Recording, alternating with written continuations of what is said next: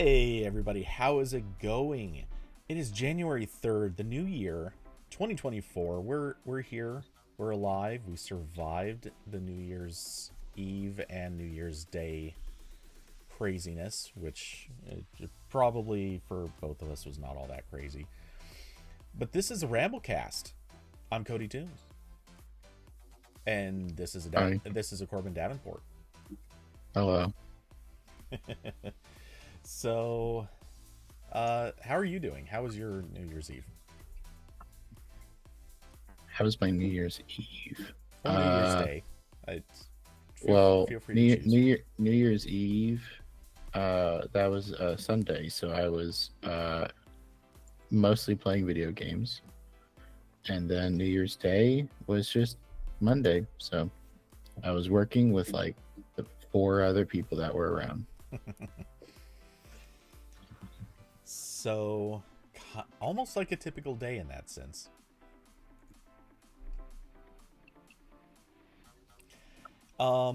Yeah. So anyway, uh, yeah, for me, not a whole lot to tell. I, I actually did spend a chunk of New Year's morning, I think it was, uh, playing Overwatch with Jules. For whatever reason, like New Year's happened, not much came after that, and then um, I think I hopped on. It was actually kind of a weird coincidence. If I recall, I hopped on just so I could reset the clock for the dailies ahead of time, Mhm. and then in the process of doing that, he invited me to a group, and it's like, oh, well, okay, sure, I'll play a couple rounds, and a couple rounds became more rounds. Like every game of Civilization I've ever played, it's like, I don't want to do one more. Like, oh shit, it's 4 a.m. Yeah, that's pretty much exactly it. Um, so yeah. Anyway, that's about the excitement of mine. Uh, but speaking of games, there was a little bit of craziness that's happened in the new year. Um, Think or about to happen technically, and that's coming up with Steam. Steam the crazy company that just doesn't like old games. Yeah, so sorry, I'm opening up all my browser tabs. So last year, Steam announced that it would drop support for Windows 7 and Windows 8 starting January 1st of 2024. Um, and that was, it's expected. Again, if you're using Windows 7 at this point, I'm sorry, you need to you need to not do that. I know like, not everyone can buy a new computer and stuff. I know that sucks, but like you're asking for so many problems at this point. Just I know Windows 7 was good. I know, but it's you can't use it anymore. I'm sorry. Corbin, I right now Steven feels so triggered. Oh. I mean, I liked That's a Windows joke all will 7. know. I liked Windows 7 in like 2014. I don't know. The most I used it was on school computers, and eventually, after I got my Mac Mini, I eventually set up Boot Camp and realized that all my games ran better in Windows than Mac. So I was using Windows 7 a lot on my Mac Mini. Um, That but makes sense. yeah, yeah. So anyway, Steam doesn't work on Windows 7 and 8. Microsoft didn't support for both of them at the same time last year. So last year, there's been like a steady drop off of stuff that what was still working with it is slowly going away. So like I think Google Drive stopped working on those. Plex server dropped support. Um, the main like reason a lot of this is happening also is that Google dropped support for Chrome and Chromium on those releases. So just everything based on it, which is a lot of stuff, is just like not dealing with that anymore. So that's why Microsoft Edge dropped support at the same time, because also they were working with Google to like keep that working for a while, because Chromium is in Edge, and Edge is like, you know, part of the Windows operating system, so they have to make sure that works for as long as they support those OSs. But Windows 7, you know, that support ended, so Chrome ended, so all this other stuff is ending, and that's what Valve cites as their main reason. It's just that Steam uses embedded Chromium for a lot of stuff, and because it's not getting patched anymore, that's just going to become more of a security vulnerability as time goes on. And they mentioned that like potentially, you know, some malware could maybe get in and like steal your Steam credentials or something. So they're just done with it. So that's not too surprising. Probably most games still work on newer versions of Windows, so it's not that big of a deal.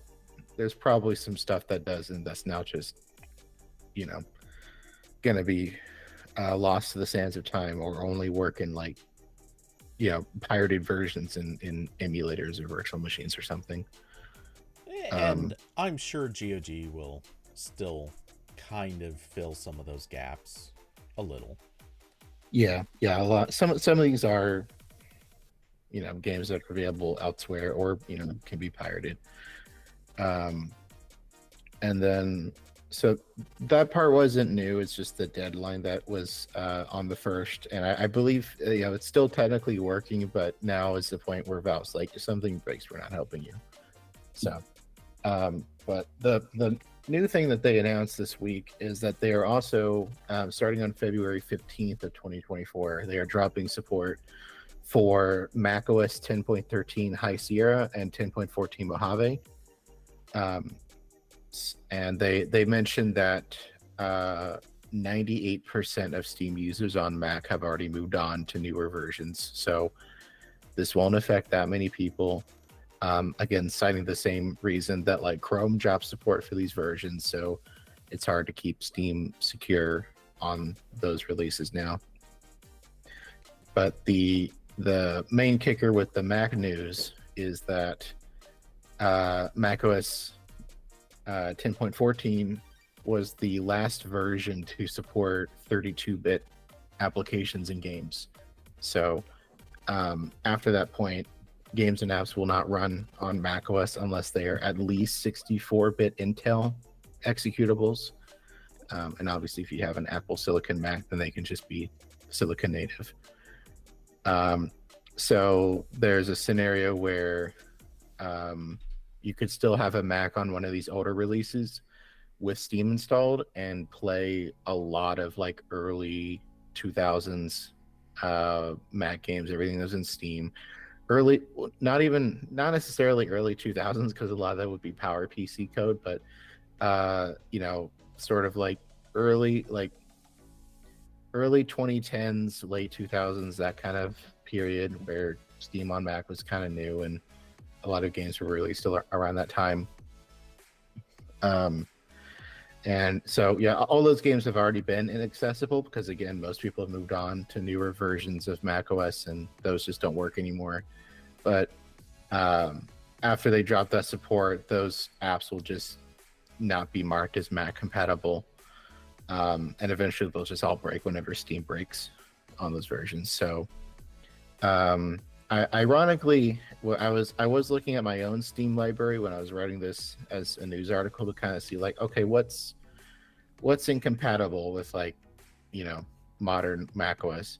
And I was looking at my Steam library, and literally every Valve game is, you know, Valve, when they released Steam for Mac initially, pretty soon after that they started porting all their games to Mac. So, you know, Team Fortress 2, Half-Life 2, CSGO, all those games, they have not been unplayable on modern Mac for years because they're still 32-bit.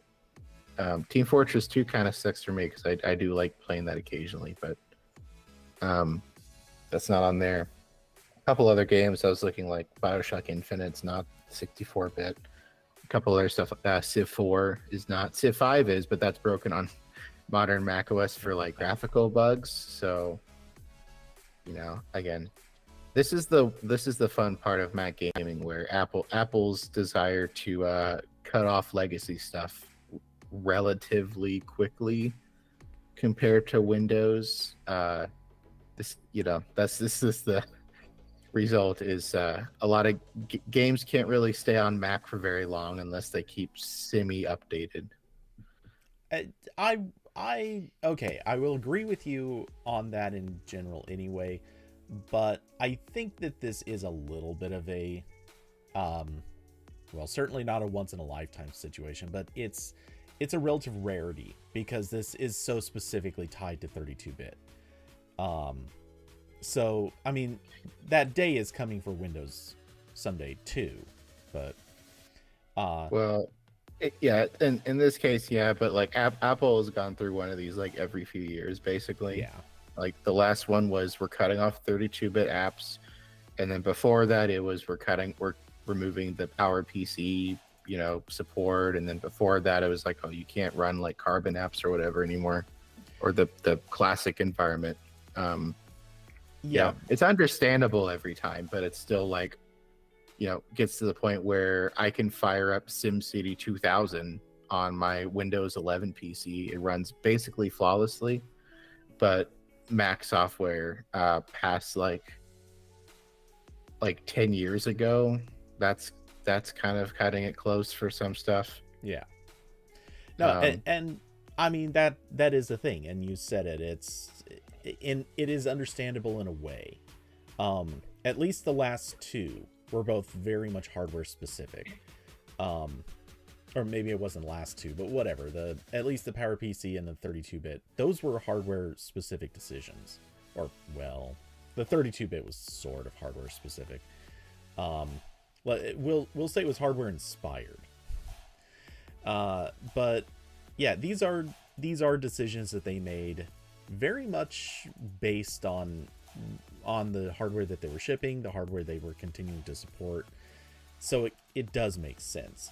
That being said, the versions that they just cut off, the most recent one was released in 2018, whereas the version that they're cutting off from Windows was released in 2012. Yeah, this is the same effect as like we see on iOS, where apps cut off old iOS releases very quickly. Oh yeah, because basically everyone upgrades immediately or very close to that, which then has the fun part where once Apple stops updating iOS for a phone, like you get about a year and then you're going to start losing most of your apps. Yeah. So Windows is the other way around basically. And, though, same with Android. I would say with iOS, it used to be consistently you had maybe a year. I think it's gotten a little bit of a longer term now. I mean, you'll start losing apps fairly quickly anyway, but it depends. Yeah, it definitely depends, but I think a lot of developers, more out of laziness, are not actively rushing to cut off old versions. Like, obviously they aren't eager to keep supporting old versions, but if there's no cost and effort, I think they mostly don't care. So they might keep pushing something just a little bit longer.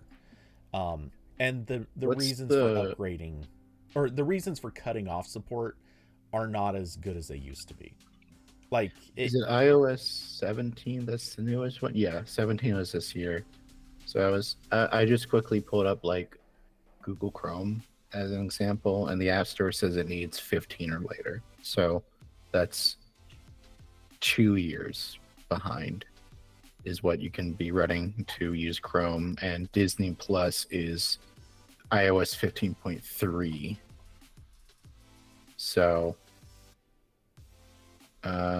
it seems like 1 or 2 years maybe is kind of where it's at. Yeah, it's definitely not a long time, but it's longer than it used to be. I remember a point where at least with my mom's first iPad, when that lost support, I noticed that there were apps almost instantly that were like, cool, we don't have to support that anymore. It's gone. Hmm. And yeah, they just did not, they weren't even trying to support anything older. They wanted to cut off those old versions because they had to have, they had so much excess junk code in their apps in order to support old versions of the OS, in order to implement things that just weren't available in older SDKs, things like that. Those reasons have kind of dwindled. And the same thing is true with Android apps. Um, I know I know a few Android developers that historically used to complain a lot about how much code they used to have to keep in their apps in order to support some old platform. And it, fortunately, with Android, your obligations to support old platforms were more, or were less were less stringent. Um, but when it comes right down to it now, like, as long as you're writing in a reasonably current thing and uh you're not using libraries that sort of overcomplicate anything, chances are the code that you're writing to support something from like 5 years ago is probably not really going to change if you cut off, or if you cut down to a version released, say, 3 years ago. Yeah. Like, the most you might have to do is, honestly, you're probably changing more your SDK usage. Not specifically like which SDK, but like some feature that was introduced in a particular thing and then taken away later. You might have some extra conditions written into your code to handle those circumstances, because there are painfully many of those. Yeah. We've Um, got Hi Zeta. Hi yeah, Zida. I, I Hello. I'm still not entirely sure how to pronounce that, but yeah. Hey, hello to Zeta. Just a, I feel like I've mentioned this to you before, but just in case, this is I do a tech podcast, as you can probably see here, on Wednesdays. The gaming is typically on weekends, so just in case you were expecting gaming, sorry, that won't be today. I will not. I mean, I can play games, but no one will see it. I I'm mean, actually playing Overwatch right now. Yeah. we could always get on for that later. Hippie said, I think longer iOS support is also coming from older and older iPhones in circulation that have a hard time updating because of storage and performance. Storage definitely has to be huge for these, because like I know, like I was at my family's house over the holidays and someone was on like an iOS, like a major iOS version behind. I was like, can you update your phone, please? And they're like, I don't have enough space. Like, okay.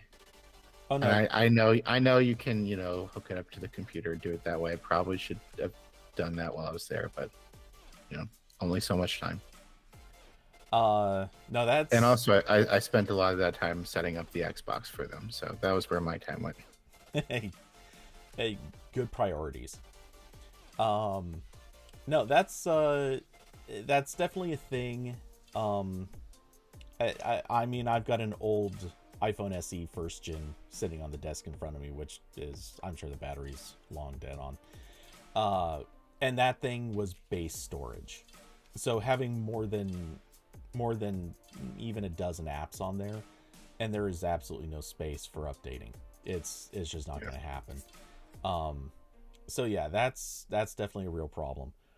Um, but yeah, I don't know that performance is as much of a complaint anymore. It definitely used to be. I remember my iPhone 4, when that got one of the supported updates, like, that Oh basically yeah, just killed the phone. yeah. I have my I think it's in the drawer behind me, but I did bring it back to life. Is my iPhone 3G, and that came with iOS 2, I believe. And I remember the iOS 3 update was fine, and then it got 4, and I was like, oh boy, this was Yeah. not meant. It was not meant. This phone was not meant to live that long. Everything is slow now. I also remember with that phone that was so funny is uh I iOS 4 added support for background wallpapers, but it was not enabled on that phone because of I I guess that helps with performance. I don't really know if it did or not. I remember when I jailbroke it and installed like Winterboard or whatever. That was one of the options I could make it have a wallpaper. So that was fun. Yeah, the Very slow. oh boy. It's No, not meant to do that. the early days of iPhones, every update was the big question of is this going to destroy the phone? Yeah. Because you couldn't revert, you And couldn't do much about it, and also if it ruined your phone, like that was it. It's also game back over. then, I don't know when they stopped this, but also back then the updates cost money. So you were like, should I spend money on this update to make my phone slower? Uh, wasn't that just for the first year? It might have been. I'm almost certain it was only for. Oh wait, yeah, no, it was just for the first year, and it was only for the touch models, not the iPhones. I think because I remember Mm, getting a. Oh, maybe it was the first 2 years, something like that. Anyway, I had an iPod, or yeah, I had an iPod Touch. I'm pretty sure it was the second generation. I got it for free as a bonus for when I ordered my Mac. Um, yeah. I had a and yeah, family I member who had the first gen iPod Touch, so I used it a little bit, and that was also such a weird device. Like, just no speaker. You don't get a speaker. oh yeah, I forgot about that. No speaker, no camera. Well, Um, the no camera thing made sense. It just for keeping costs down, but so Microsoft Copilot says that iOS 6 was the last paid upgrade. I'm gonna really, fact check that. Let's see. again, was it just for iPhone or sorry, just for iPod touches, or was it also applying to iPhones? Because I remember having to pirate a firmware update for an iPod touch. I'm pretty sure I never did that for the iPhone 4, but I can't be I'm confident. googling. Um anyway, regardless, yeah, those were cringy days. Of course, I also remember Mac OS having paid upgrades, and I never paid for one of those either. Look at me admitting to software crime. Um, where is it citing this from? It's citing iOS version history. Uh, The iOS 6. Um, yeah, I don't actually know where it's getting this from. uh Because also a lot of the stuff from back then is just like not returning results in Google. Um,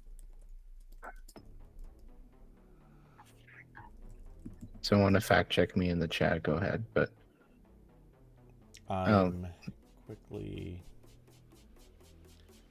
okay, according to XDA's article, which oh no, who wrote this? It's titled Apple should reintroduce paid software updates. Who wrote this?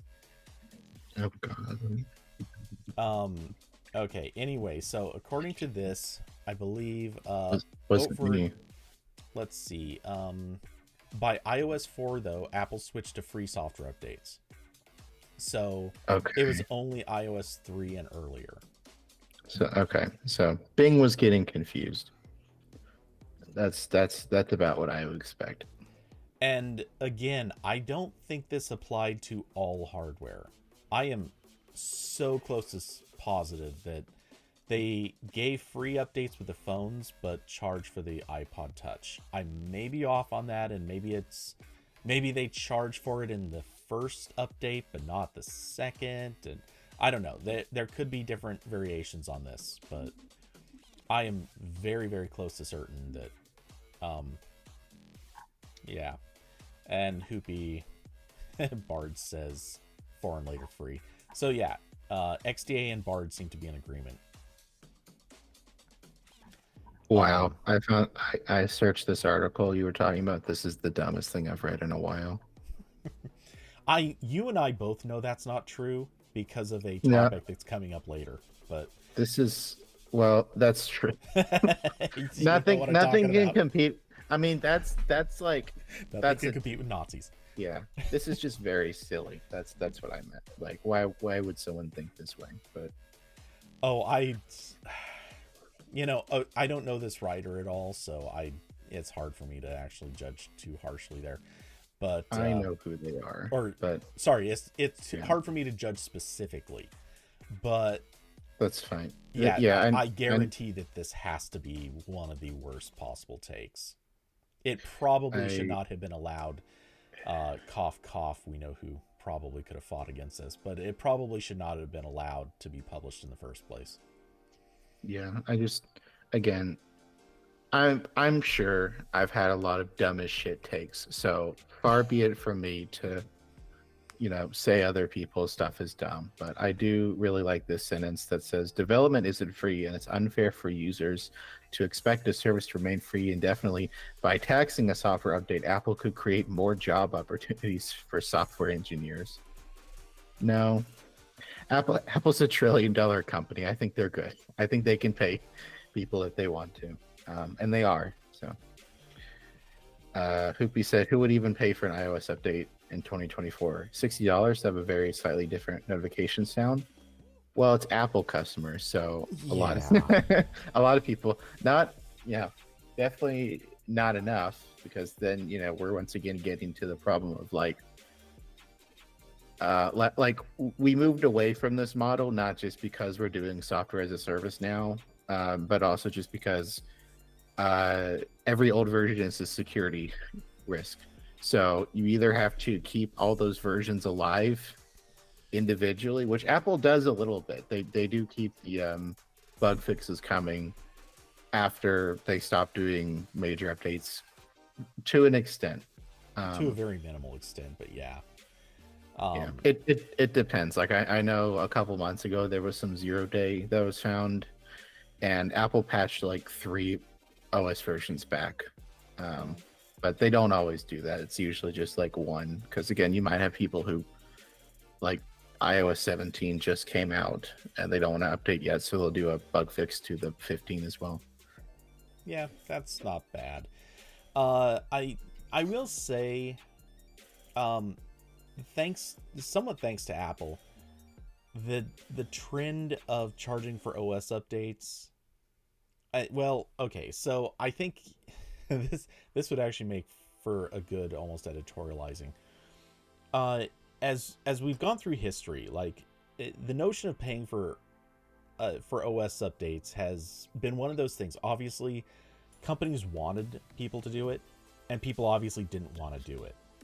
And we've seen through history, and it's been proven time and time again, that it is actually in the company's best interest most of the time to not charge for updates. We've seen, I mean, this started with Windows. Windows was so easy to pirate that lots of people just did it. Just plain and simple. People just did it. What do you mean was, Cody? I'm not saying this changed. I'm just, right. Yeah, Anyway, and I think I could be wrong on this, but I think a big part of why Apple eventually moved to not charging for OS updates was probably because they watched so many people pirating, obviously their own updates, but also Windows. And it was such a common thing to do with Windows for so long, and still is, that, that I think they just realized, let's do away with this business model. It's not really paying off. And you can see the richest company in tech not charging for OS updates. I mean, it seems to be kind of working.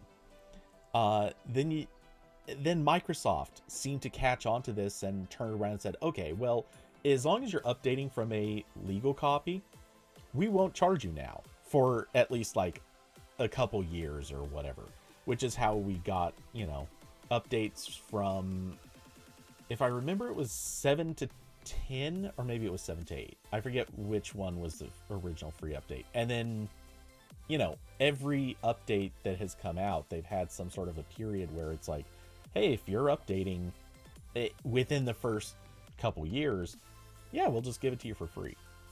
And that seems to be kind of working pretty well for them, at least in terms of adoption, if not for the fact that they're putting in other restrictions to keep people from updating. Which, shame on you, Microsoft. You're screwing up big time on that one. But got a hoopy fact check. 7 and 8 to 10 were both free. So okay. This has been fact checked by true patriots. Oh God, careful with that. Careful. True RambleCast patriots. Okay. So yeah, I forgot what we were. Oh yeah, we were talking about Steam. That's what we're talking about. Yeah, I know that this has been a long meandering road, but yeah, all said and done. I mean, OS updates. People, it goes without saying, no one wants to pay for something that they probably feel should be free. And in the case of like Mac OS and iOS, when they're doing yearly updates, obviously like charging for that seems almost like it would be a money grab. And Apple gets a lot of publicity out of saying, hey, here's the next new version, look at all the great features you get. They're getting more publicity and value out of that than they would be from charging people for the updates anyway. Plus they love to be able to brag about how up to date their user base is, which is also a big thing that obviously Microsoft is struggling with. Charging for updates actually hurts them more than it helps them. So yeah, and they successfully shamed Google into never talking about Android distribution numbers again. They just pretend that doesn't exist anymore. What do you mean? Everyone's on Android. That's all that matters.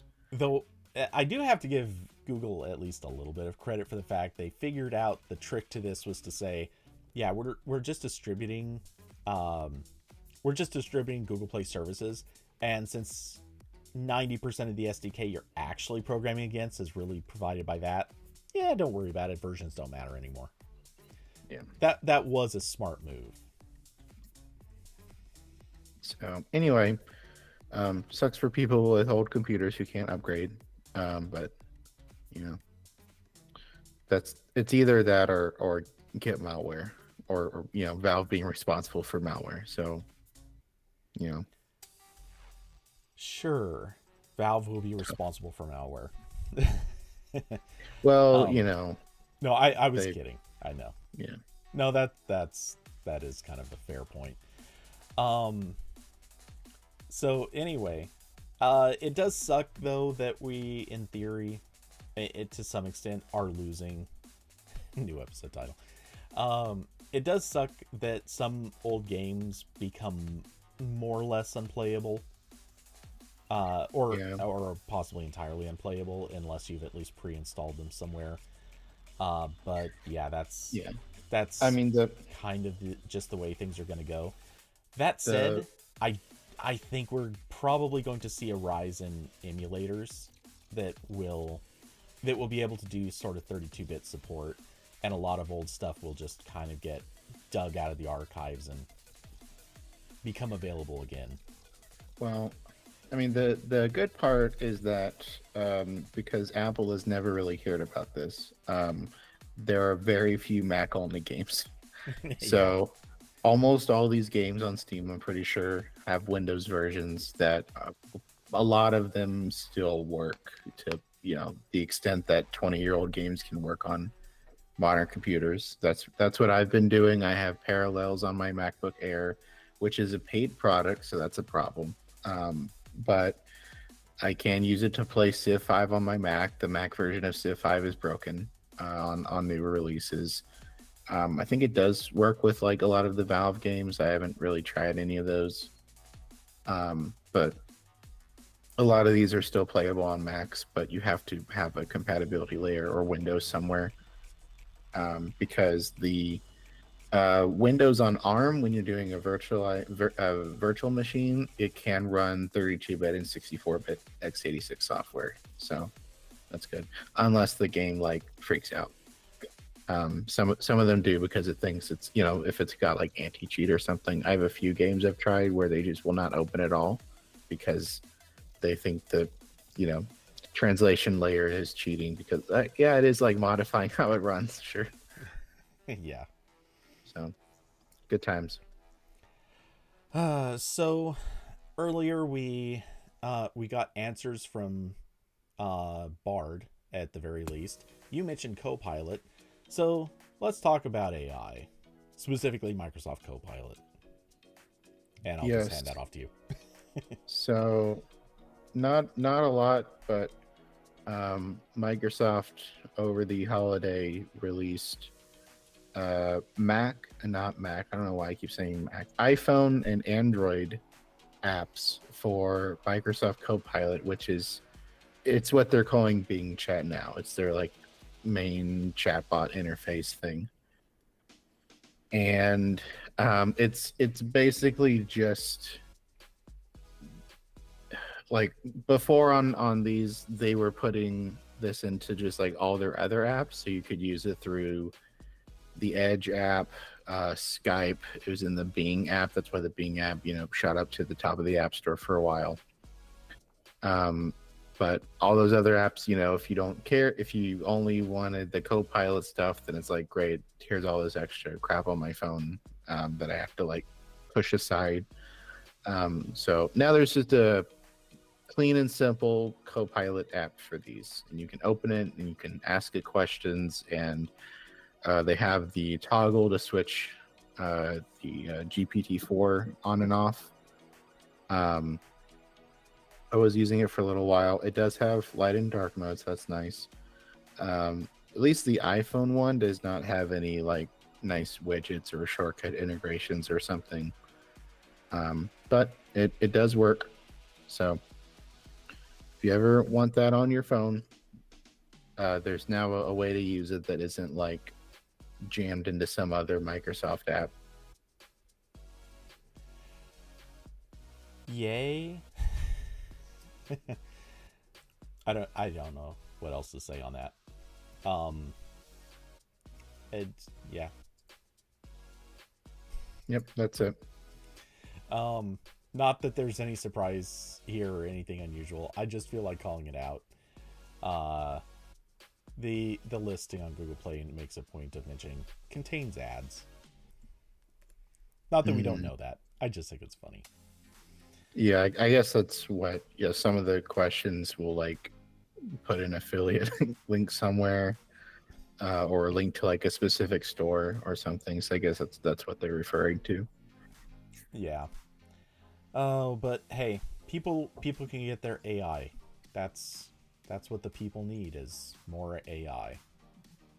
Actually, there really is probably a good snarky thing about intelligence has actually been recorded going down lately.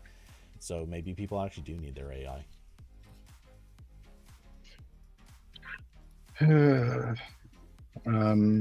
Okay, what Wow. else was in this list? Yeah, we that went dark. I have nothing to add. Okay. Well, I think you will have at least a few things to add on this. So recent news has hit, not that anyone didn't know it, but streaming services lose money. Lots of money. They keep losing money. Except Netflix. Netflix is the one single exception to this. But everyone else somehow just seems to be hemorrhaging money to the tune of billions of dollars. Disney, Warner, Comcast, and Paramount are all apparently taking hits after this last year. Reportedly, all of their boards are in some way, shape, or form pushing them to find ways to either cut costs, increase revenue, or possibly even just sell off whole chunks of their business in an effort to get rid of these things that are doing nothing but cost money. I won't I won't summarize this whole story from Ars Technica, but suffice to say, it does not paint the prettiest picture for how everyone else is performing. Um, Basically, it's all bad. Um, Reportedly, Disney is looking to either sell off chunks of his, at least his streaming business and some of his other assets, in an effort to get rid of it. The one thing mentioned in the article is, I believe it was Disney. Uh, their leadership has even mentioned that it's hard finding anyone that wants to buy into this stuff, because basically nobody wants to pick up something that's just bound to lose money. Um, then Warner, well, Warner Brothers Discovery, which owns HBO, is apparently also in talks with Paramount about merging their services, or actually having a corporate merger that would bring together their services and a lot of their other legacy stuff. And yeah, they're apparently both losing money, and I guess the going conversation is, why take two things that are both losing money, merge them together, make them even bigger so they can lose even more money. Basically, everyone is finding ways to lose money, except, again, Netflix being the one singular exception. In my mind, the question here... Well, Corbin, go ahead.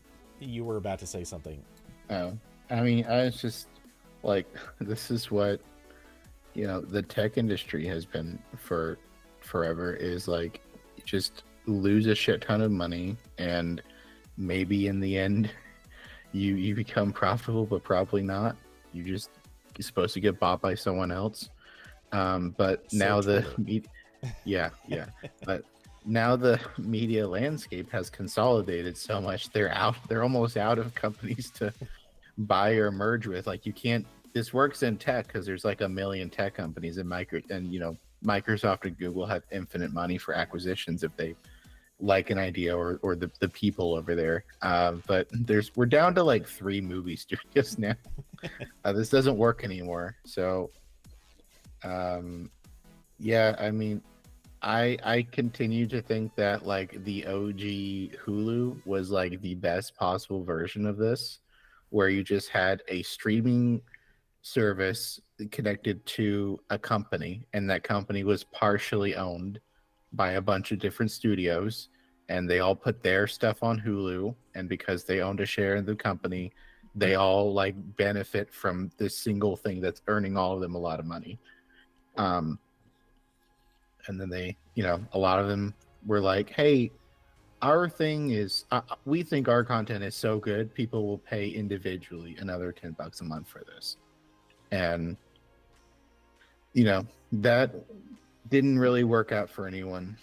It seems like you can get a couple, you can get some people at that, especially when you like lure them in with like new versions of what they liked before. Like Paramount has been doing so much of that, where they really did not reboot Star Trek. They were sitting on the Star Trek IP for TV shows for a decade until they could have something to put on a streaming service. I remember watching first episode of Star Trek Discovery when that aired, and I signed up for CBS All Access, and the servers were shitting the bed the entire day that episode went up. I could barely watch it. Show was not good also, but that's not the server's fault. I sort of remember that when Disney hit, and was it, I want to say The Mandalorian was what they started with, and their servers were absolutely getting demolished with season 1 of that. Maybe. Or at least the first day or whatever. It wouldn't surprise me. And so, I think that can work to an extent, but then like all of them did it. So there's just a very small chunk, and we're all still in this like, is it a recession? Is it not a recession? Where like, no, I'm not going to spend like $40 more a month so I can have like, more shows. So, yeah, I mean, and like, it seems like really the only one that's like kind of doing okay. I mean, obviously they're not doing great because they're talking about merging here, but in terms of like building an alternate platform, it really seems like HBO Max is like kind of fine there. Again, not in terms of money, but like in terms of like users and market share, and kind of carving out its own area, because partially because they absorbed another company, but also HBO started off as like an extra thing you paid for, and they had those partnerships there with TV and other bundling companies. And Disney is, Disney, they're huge, so they just have a bunch of stuff. um Yeah. I mean, Disney is showing to be one of the bigger losers in yeah. this, which I, I don't think it's surprising, given how they went about this. And the article doesn't specifically call them out, but it really, there's a quote in there. Let's see. So somebody said, who was it? An analyst, Michael Nathanson, said, for much of the past 4 years, the entertainment industry spent money like drunken sailors to fight the first salvos of the streaming wars.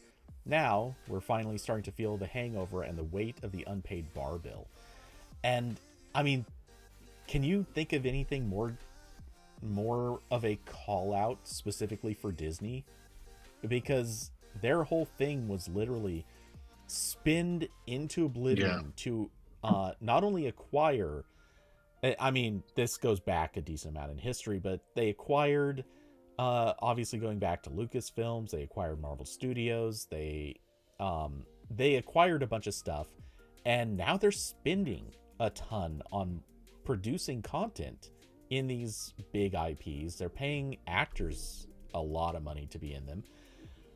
They're spending so much, and even though they have a pretty high subscriber base and a lot of existing content, they're still outspending pretty much everyone in this process. And so yeah, I mean, they're throwing money away at this stage, and it's not like that isn't a good thing. Obviously, for customers, that's kind of great, but it is an unsustainable model if you're outspending what everyone else is without actually, like, without having a process or path to making more back. Yeah, I mean, the budgets on some of these TV shows were insane. Like, wasn't it like Game of Thrones or something, where like near the end, like every individual episode was costing like the equivalent of a movie? Yeah. In terms of like, it's something had to give here. But again, this is most. Game of Thrones was basically driving HBO subscriptions for a long time. It was actually, I don't know. Well, I know you watched. Damn it. Last Week Tonight with John Oliver. Thank you. I could not come up with the last name. He joked routinely on almost every episode that, hey, now the Game of Thrones is ending, we don't know where we're gonna get money. Right. Like, no one's gonna subscribe to HBO once this is over. Yeah, like, that was the big joke. There is a difference between that and like Disney blowing who knows how much money on like Winter Soldier and the Falcon. Like, okay, guys, come on. Yeah. No one will care about this in 2 years. I'm sorry. But HBO, yes, obviously has thrown a lot of money in the past at various shows and still does, evidently. Again, judging by John Oliver's various expensive stunts. But yeah, this is a thing where companies are sort of throwing good money after bad, and sometimes that's kind of nice, but generally speaking, it is an unsustainable type of business model. And if you have that one show that you're going to spend big on, if it's going to bring people, great. Kind of like Apple TV. Let's be honest, they could have thrown more money at Ted Lasso and it would have made sense. And trying to think if they had any other For All Mankind, probably. Those are the two shows that I think could drive Apple TV's subscriptions. But at a certain point, the seasons are over and people stop their subscriptions. That I think that's where part of this problem is people wised up. It took a while, but more and more people, I think, reached that point of saying, you know what, I'm subscribed to, let's say, 4 services or 3 services, whatever. I haven't watched this one in 2 months. Why am I paying for it? And I think that's become a thing that, during pandemic time, oh, Austin's saying For All Mankind gets really bad after season 2. Damn it. I've only watched through season 2. I'm not happy to hear that. Hey, Austin. But as people are getting smarter about money, which obviously, yes, is partially controlled by the fact that we are in a recession or possibly a depression or something where you can't seem to decide what it is. We're just in caps. Just yeah. The shit sucks. Everyone is poor except for some people that don't seem to know how to spend all their monies.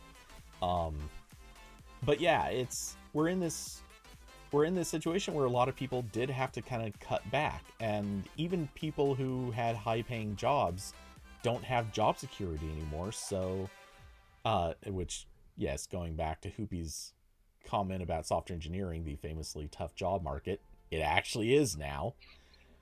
And I would argue it has been a tougher market over the last few years anyways, even before pandemic times.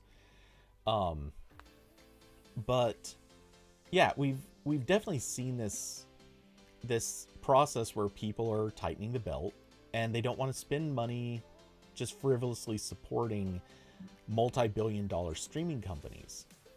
It kind of makes sense to, have a couple things available, and especially if like you've got kids and you want them to be able to watch Disney stuff all the time. Sure, great, go for it. But do you really need to keep Paramount, Disney, HBO, and a few other things 100% of the time? No. And I think that's what's kind of killing these services, or at least that's a big part of it. Yeah. Also, I think that this year probably was a little bit outpaced in terms of its complications because of the writer strike and actor strike. I mean, a lot of companies were spending way more money trying to keep their content flow going in whatever ways they had. And in a lot of instances, they weren't making money with the big name stuff that could have come out. And I think that just probably ate into a lot of their profits. Well, yeah, I mean, it definitely seems like there's going to be a pretty noticeable gap like next year and stuff that's supposed to come out next year. Like there's been some delays where like the stuff that was supposed to be in like writing and pre-production this year, had to get shifted around. That's going to be even more interesting. But I mean, a lot of these streaming services are already leaning a lot on reality content anyway, so you don't need people for them. I love the assertion that those aren't people, and you're correct. But technically, those shows do have writers, or not all of them, but most of them have actual so-called writers, which their job as writer has always been a little bit of a questionable and often dubious thing. But yeah, a lot of times they actually do have people whose job it is to watch the footage and come up with a storyline to make out of whatever they capture. So even those in some cases had some challenging gaps to deal with. I would say also I was reading, I don't know if I can find it now, but I was reading an interesting article that was talking about how the consolidation of these media companies does make experimental movies and shows a lot more difficult to pitch, because you can only be turned down by like 3 or 4 people before you're just done. And also in sort of that category, this article does talk about how like Disney has been under pressure from a few like big investors to change, and one of those is a person who publicly got mad at Disney for complaint for their like inclusivity, like basically what like conservatives get mad about, like, oh, Go woke all or these go broke. Disney, yeah, like all these Disney movies suck because they have a gay person in them or whatever. And they point to like, I know with Disney, the one that they were pointing to was Strange Worlds, I think, or whatever that was called, which kind of bombed us because like it didn't really get advertised. Yeah, no, Um, that got absolutely no marketing, yeah. Um, which is so it's strange like, because didn't it have? I swear it had a fairly big name cast, or maybe it didn't. Maybe I'm thinking of something else. but yeah, so just a lot of bad stuff accumulating from consolidation and these companies getting too big. And I don't think Warner and Discovery should have been allowed to merge. Disney and Fox shouldn't have been allowed to merge.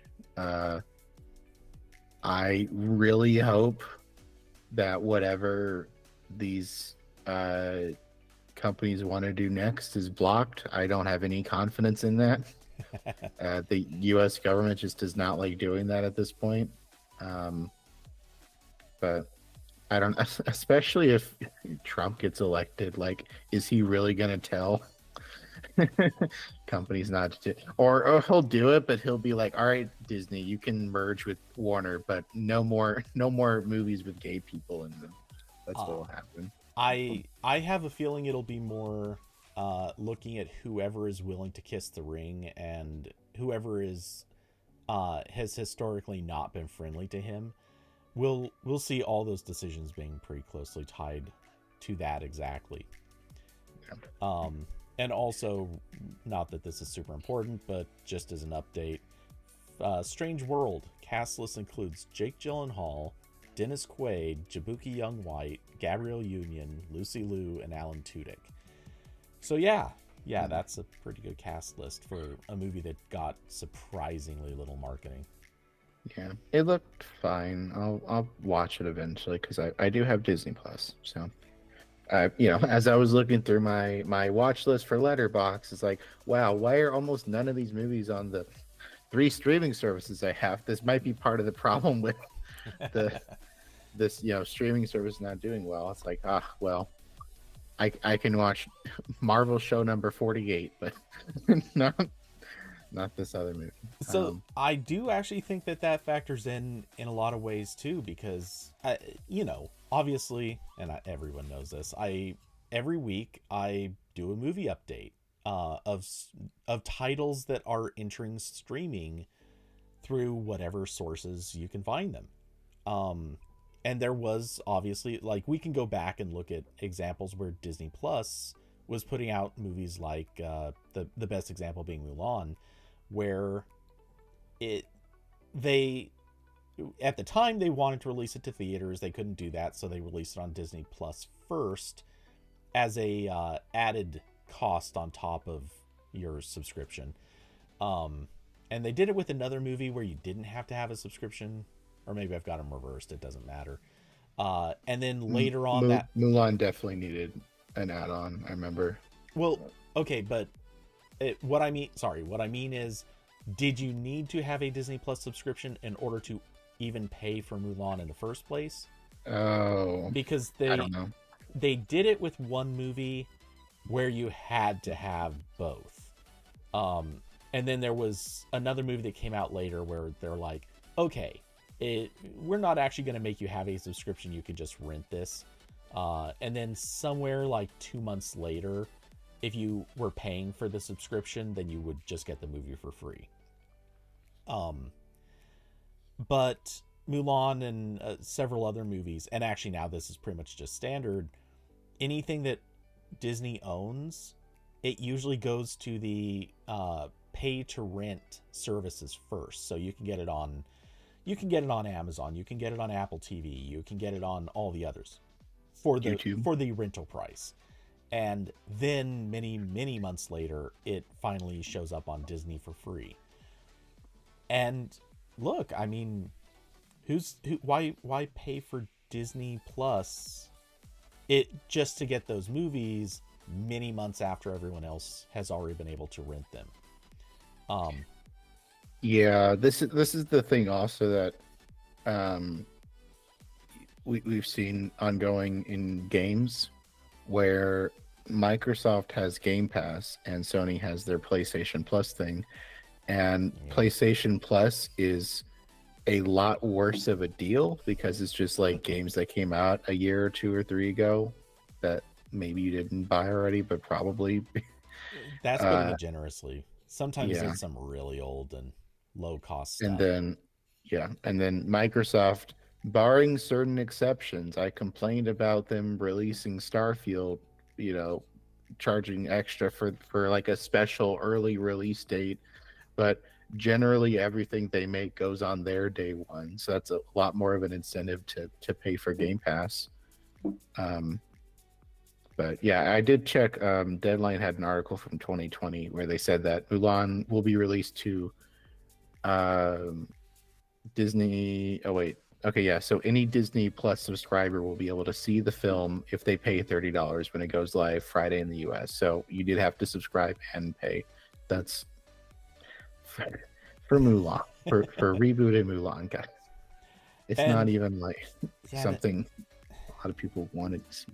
yeah, and it wasn't that good. I mean, it wasn't bad.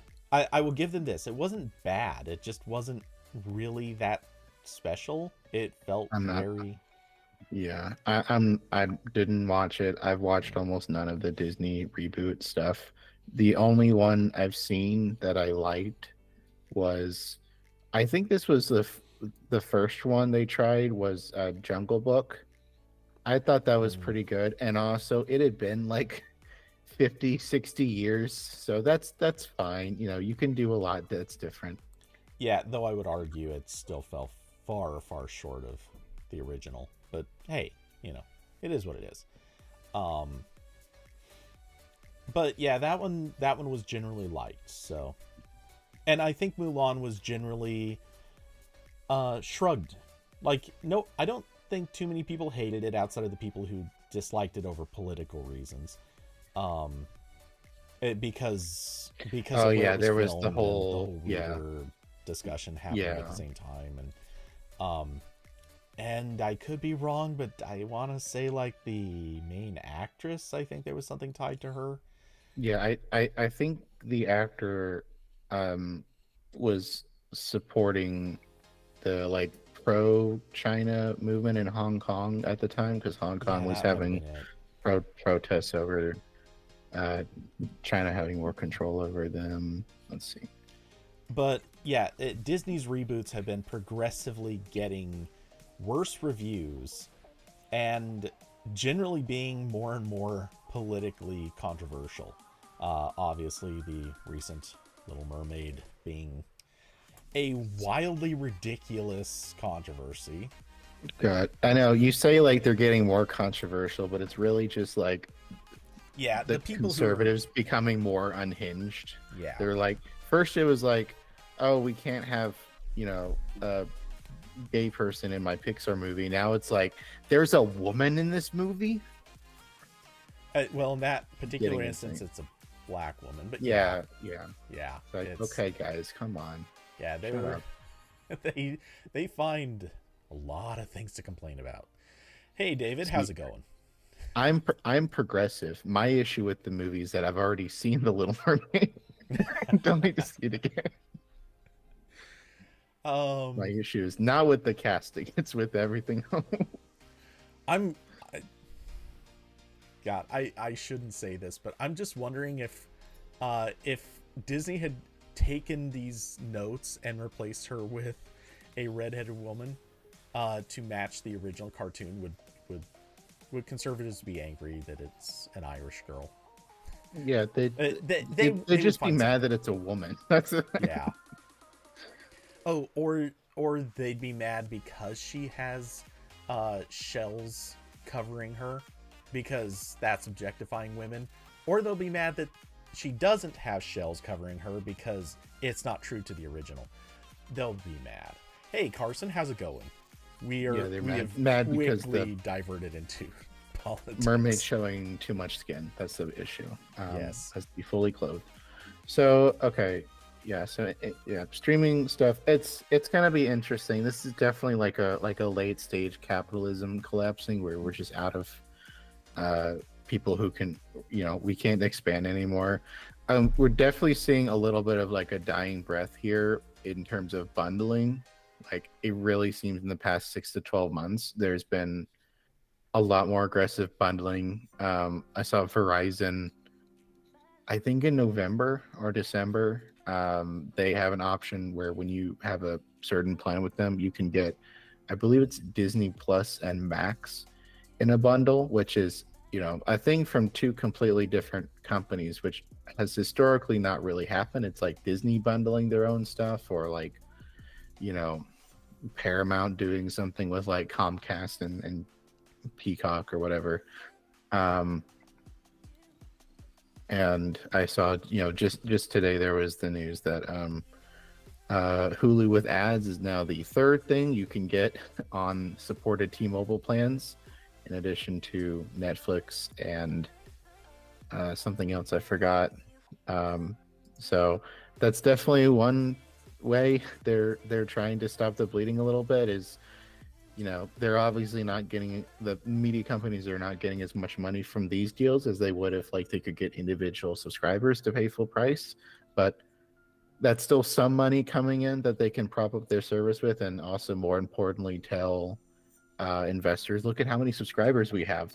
Don't pay attention to the fact that T-Mobile paid 68 cents for them this month to have access or whatever. To some extent, I do think this is companies that are offering their stuff way below cost just so they can boost their subscriber numbers. Probably in some cases, I assume it's in the hopes that they'll be able to turn them into paying subscribers. That T-Mobile bundle that you were talking about before with Hulu, obviously, yeah, that's a case where Hulu is just trying to sucker people into being subscribers long term. Even if it means that they, like a year out, they're gonna have to remember to not resubscribe. But yeah, I'm sure just building customer numbers, even if they don't equate to money, it has to be a thing. But I do wonder if some of this is also maybe trying to take advantage of budgets for bundling. Because I imagine, again, T-Mobile probably has some amount of money that they're willing to pay out, and these companies are probably kind of getting into a bit of a bidding situation where they're saying, hey, we just want some extra money. It doesn't really matter how we're getting it. We just want some extra money. So very possibly. Yeah. You have some money from your subscribers you're willing to hand out to us. We just need more. So we'll take whatever we can get. And it's this weird situation where they're desperate. Like they're just showing their desperation. They're wearing it on their sleeve. And that's a bad place to be for a company. Yeah, and again, like I shudder to think what anything more merged with Warner would look like, because the management over there is insane, like just nuking movies and shows left and right. To the point where like we're losing, like, what is the benefit of any of this? Where like if you pay for Netflix, the assumption is like the entire reason Netflix started making its own content was so that they could point to something and be like, hey, we made this, we own it, it's going to be here for forever, we don't have to keep like renegotiating for this. But now it's like, Warner's like, oh, that movie you watched from us that we have owned since 1988, nope, it's gone now, you don't get that anymore. We don't want to pay some actor somewhere residuals anymore, so that's out of here. We found it. We found it. David found a tax loophole. We're gonna try using for this one. Yeah, it's it's an interesting situation. Certainly, I mean, Netflix. I think they were in a good situation for doing this, a little bit because of timing and a little bit because they had like they were first to grab a lot of this stuff. I mean, Yeah. they were the first company doing these types of licensing deals where, yeah, I mean, they had Friends for how many years? They had like they were the house that just licensed everything. Yeah, they had Um, friends. They had the famously The Office leaving was a big deal. They were paying so much for The Office until I think it was Paramount. Um, or no, it's NBC Universal. They own that. Until they famously pulled The Office from Netflix, and that was like one of the selling points of their service. It's like, all right, the show that you've watched 4 times on Netflix, what if you paid us for it yeah. instead? Um, But the thing is, now I think the other companies are kind of getting into this messy situation where they're licensing that same content, and like you just said, obviously everyone's already seen it on Netflix several times, and so they're trying to have that content sitting there while also producing their own, and now it's this big battle, sort of a big battle of the bands where no one nobody can amass a large enough subscriber base on their own while, and this obviously going right back to what I said several minutes ago, they're they're trying to outspend the others to so that they can have that big content catalog, so that they can keep bringing new content and give subscribers a reason to be year-round subscribers. But that's expensive. It just plain and simple, that is a really expensive undertaking, especially when so many people are like me where they say, I don't want to watch week to week. I want to wait till this season is out. Then like I could see maybe paying the price for a 1 month subscription so that I can watch this one show and maybe two or three others, and then I'm just going to stop and move back to something else. yeah, There's so little reason to pay year round for any of the streaming services. I mean, I can kind of get it with a few of them. You know, HBO has some timely stuff, like Last Week Tonight, though I would argue that show does not really need to be that timely. Plus, they put half of it on YouTube every week, so yeah. I mean, I don't really do the streaming service cycling thing, but it's more just because I've limited how many of these I'm just gonna have, and everything else is like I'm just not gonna watch that, or I'm gonna torrent it. mhm. Um, and also for me, it's the fact that like I've share whatever I can with family members. It's like I haven't opened this in 3 months, but I know they're watching something. That's fine. At least Yeah. someone's getting something out of this. um, so there's that. I would imagine probably a lot of like family shared accounts are like that. But Well, yeah, that's why every streaming service wants to crack down on it. yeah, yes. So yeah, good times, good late stage capitalism stuff. I'm sure this will all end fine. Um, I look forward to signing up for Disney Hulu Max XL. For it will be $80 a month, and it's just called cable. This Yeah, package. I know. I was definitely gonna make a joke about that. Yeah, We're already like right on the verge of just being sort of back to cable, but the wrong, it, like for it's cable, years. but you need 5 apps, Yeah, and all and different players. when yeah, and when you sign up, they send you an antenna. It's not used for anything, but they feel like they have to. Uh, well, an You antenna get a and a big old, you box. get a By the way, the yeah. box you have to find a service center to return when you cancel. Yeah, it's there's a big dish you get. Again, it's not used for anything. You can use it as a bowl if you want. That's up to you. Yeah. don't forget, you have to plug it in. It's a dongle. Yeah. So, and it is funny because for years, I don't know how much everyone remembers this. This, I'm sure to some extent, is a bit of an age thing, but for the longest time, everybody said, we want cable, but we want a la carte. We want to be able to say, instead of paying the $80 a month that a lot of cable subscriptions ended up being, we want to pay like 45 and just get, I don't know, we want to get these 3 channels here, those 5 over there, the rest completely unimportant to us. We don't want the rest of it. And yeah, that's something that people said they wanted for ages. And if you're not looking into the details of it, that's almost what it looks like we have now. Except the problem is, it'd be like if you took the content from those handful of channels and spread it out across all the different channels. And they're saying, oh yeah, well, you just have to subscribe to all of them to get everything you want anyway. Yep.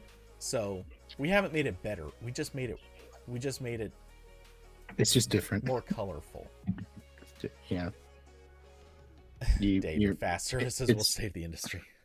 Everything's more complicated, but at least you can take your screen and move it around. You couldn't do that when this was all cable.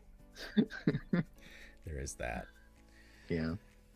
You don't need a TiVo box for Disney Plus yet. Yeah. Hey, if any good thing has come out of this history, it's that TiVo is basically dead. Yeah, well, David brought up fast services. I mean, you could use a TiVo to record those and skip the ads. Yeah, there's that. That'd Actually, be can great. you? I don't think you can actually probably feed those not. into TiVos. Well, I'm sure there's got to be some way to do it, but I don't. Yeah. The TiVos, I think the way that they worked for cutting out commercials was based on like some Probably sort the of volume. recorded system for how to. It wasn't detecting the commercials. It just had like some sort of big database knowing what time codes to cut out from the shows, if I remember. It was something stupid like that. That's what I know that's what Plex does for their like skipping intro and credits, is that they have like I think it's partially a database and partially just like, yeah, if the screen goes black with words on it, it's probably the credits now. Like they can just detect some of that, but yeah, and there are algorithms for detecting it, but sadly not a whole lot of very good algorithms, at least not in my experience. Though admittedly I haven't really tried it with I never tried it with Plex. I don't remember, not that I've ever had a TiVo, but I vaguely remember seeing other people's TiVos and thinking, oh, hey, I thought this was supposed to be a better experience. yeah, I never had a TiVo in our house. I think like mid 2000s we had I remember at some point we got a DirecTV. We had DirecTV. We got one of their newer boxes that was a DVR, so it's just in the TV. So it'd be something the guide, I'd click record, and then later it would be in the big list of stuff to watch. And it didn't have any kind of automatic skipping, I'm pretty sure, but you could fast forward and stuff. Yeah. And that DVR was the slowest thing imaginable. Yeah, I bet. It was terrible. Anyway, so speaking of things that are terrible, You've been dying to get to this one. probably my last one because I'm pretty hungry. I need to go eat food. So last 2 weeks or so, there's been kind of an ongoing situation over at Substack, which is the main platform, probably main platform that gets used for newsletters, and like just a lot of blogs are on there. Very popular platform for those things. And there are a lot of Substack, and kind of the reason Substack exists is to allow independent writers to make money. So you make a Substack, You can get a list of subscribers going, and then you can also set up paid subscriptions so people can pay to read whatever you're putting out. And that works great for a lot of people, but one of the issues that's become apparent with Substack over the past year has been that they are perfectly fine with a lot of very hateful content on their platform. A lot of right-wing Nazi stuff. There's a lot of, not quite as offensive, but still pretty bad. There's a lot of the kind of people who, would write like op-eds in the major newspapers about, how annoying it is that there's trans people now. The trans update dropped. And they'll go write that for their Substack sometimes instead of it being in the New York Times. It's still in the New York Times, but it can be in multiple places. So there was a very funny interview back in, it was back in April on The Verge. I think it was The Verge's Decoder podcast. I think it's theirs. And there was an interview with, I forget his name, where he was asking the Substack CEO like pretty simple questions about how they would moderate their platform, and he kept like ducking them, and it was great. Great in a bad way, I mean. And later on, there was an open letter from a bunch of big Substack writers that was like, hey, can you please explain why there are Nazis over there? Like actual, like not even, I know some people not the think that low-key, like subtle people. Well, not subtle, right, but the ones who won't openly admit it. But there's actually people who straight up they right. would happily put the word right in their like logo. Literally basically. like Substacks with the Nazi icon in their publication logo. I think I don't know what one was like. There's a few that were the names that were pretty bad.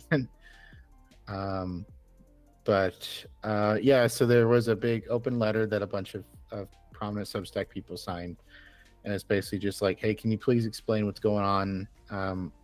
You need better policies. This is kind of crazy, because the thing is, like, Substack isn't just hosting these people. They take a 10% cut from all the subscriptions. That's how Substack pays the bill. So in the end, they're not just hosting this content and thus helping it spread, but they're also directly profiting from it. So every time some racist loser subscribes to a Nazi Substack, they're getting a part of that revenue. And Substack's co-founder wrote a thing in response that was one of the worst corporate communications I've ever read in my entire life. Like, I wish I was exaggerating. This is so bad, because Worse a lot than of other Google's platforms well, I wasn't waiting for this, but tech companies love to do this, where they love to like ride the line between like, well, it's not really acceptable, we condone that, whatever. And even the ones that are like fine with this stuff, they'll usually do like dog whistles instead. Like, if you ever hear people talking about like Truth Social or Gab or all these places, like all of them brand themselves as like free speech or some other word that means like we allow hateful shit on here. But this note actually says, I wanted to let you know that we've heard and have been listening to all the views being expressed about how Substack should think about the presence of fringe voices on the platform, and particularly in this case, Nazi views. I just want to make it clear, we don't like Nazis either. We wish no one had those views, but some people do hold those and other extreme views. Given that, we don't think censorship, including through demonetizing publications, makes the problem go away. In fact, it makes it worse.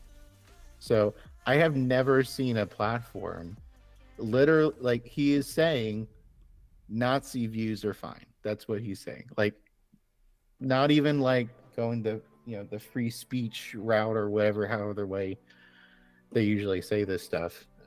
Quite literally, Nazis are fine. And like just everything about it, zooming out from the actual language, this is just the dumbest shit. It's the same thing that like other tech companies like to do, but not quite as offensively.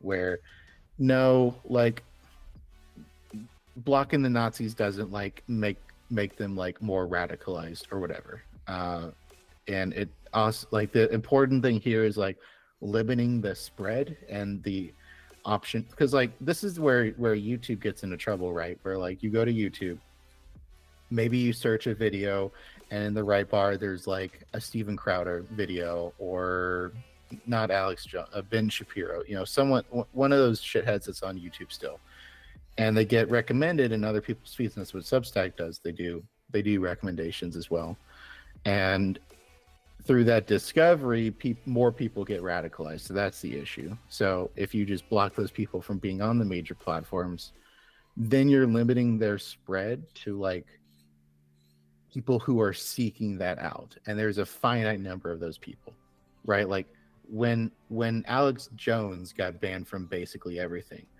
the only way you could go watch Alex Jones is going to his website, which far fewer people were willing to do, and it limits the spread of him through other. Again, people can share his stuff on other platforms. In theory, they're supposed to get like reprimanded for that, but yeah, in theory. Yeah, so like that's just the dumbest shit. And again, especially when it's not just like, oh, we don't want to censor them, but like like that doesn't mean you have a moral obligation to host them. Right? Like Substack is not a you know, First Amendment zone. That's not how that works. You can just tell them to fuck off and they'll go find some other place to write stuff. Yeah, Hoopy said, bro really gave us the damn that sucks, not my problem now.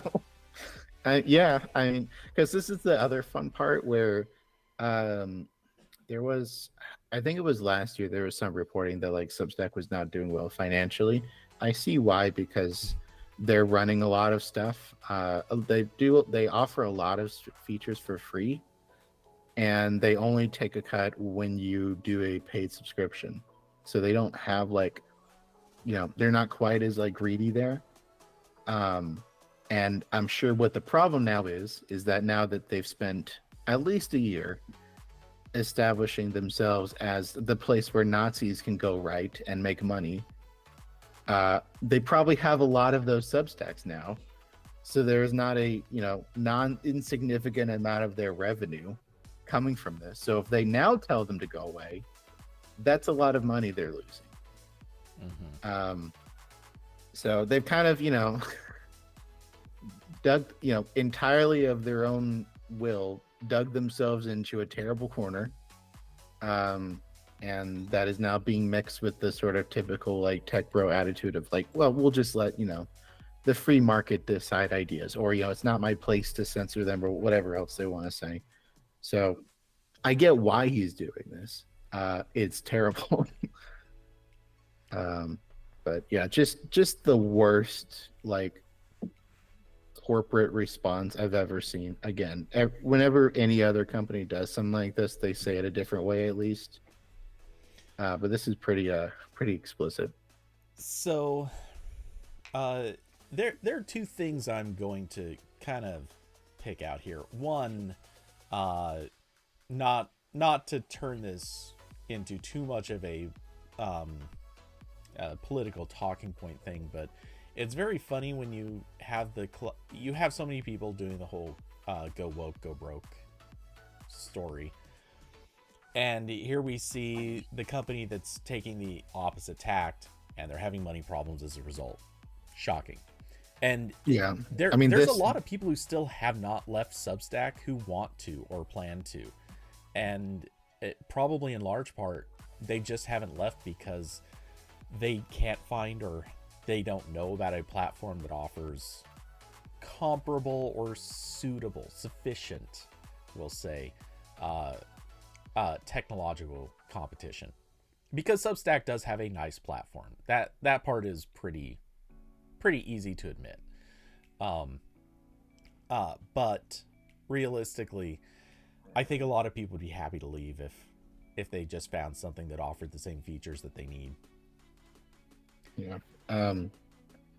So as a result of this, there's now been a more concerted push to get off of Substack. I did see a couple people in my social feeds being like, sharing their screenshot of them unsubscribing from every Substack they were paying for.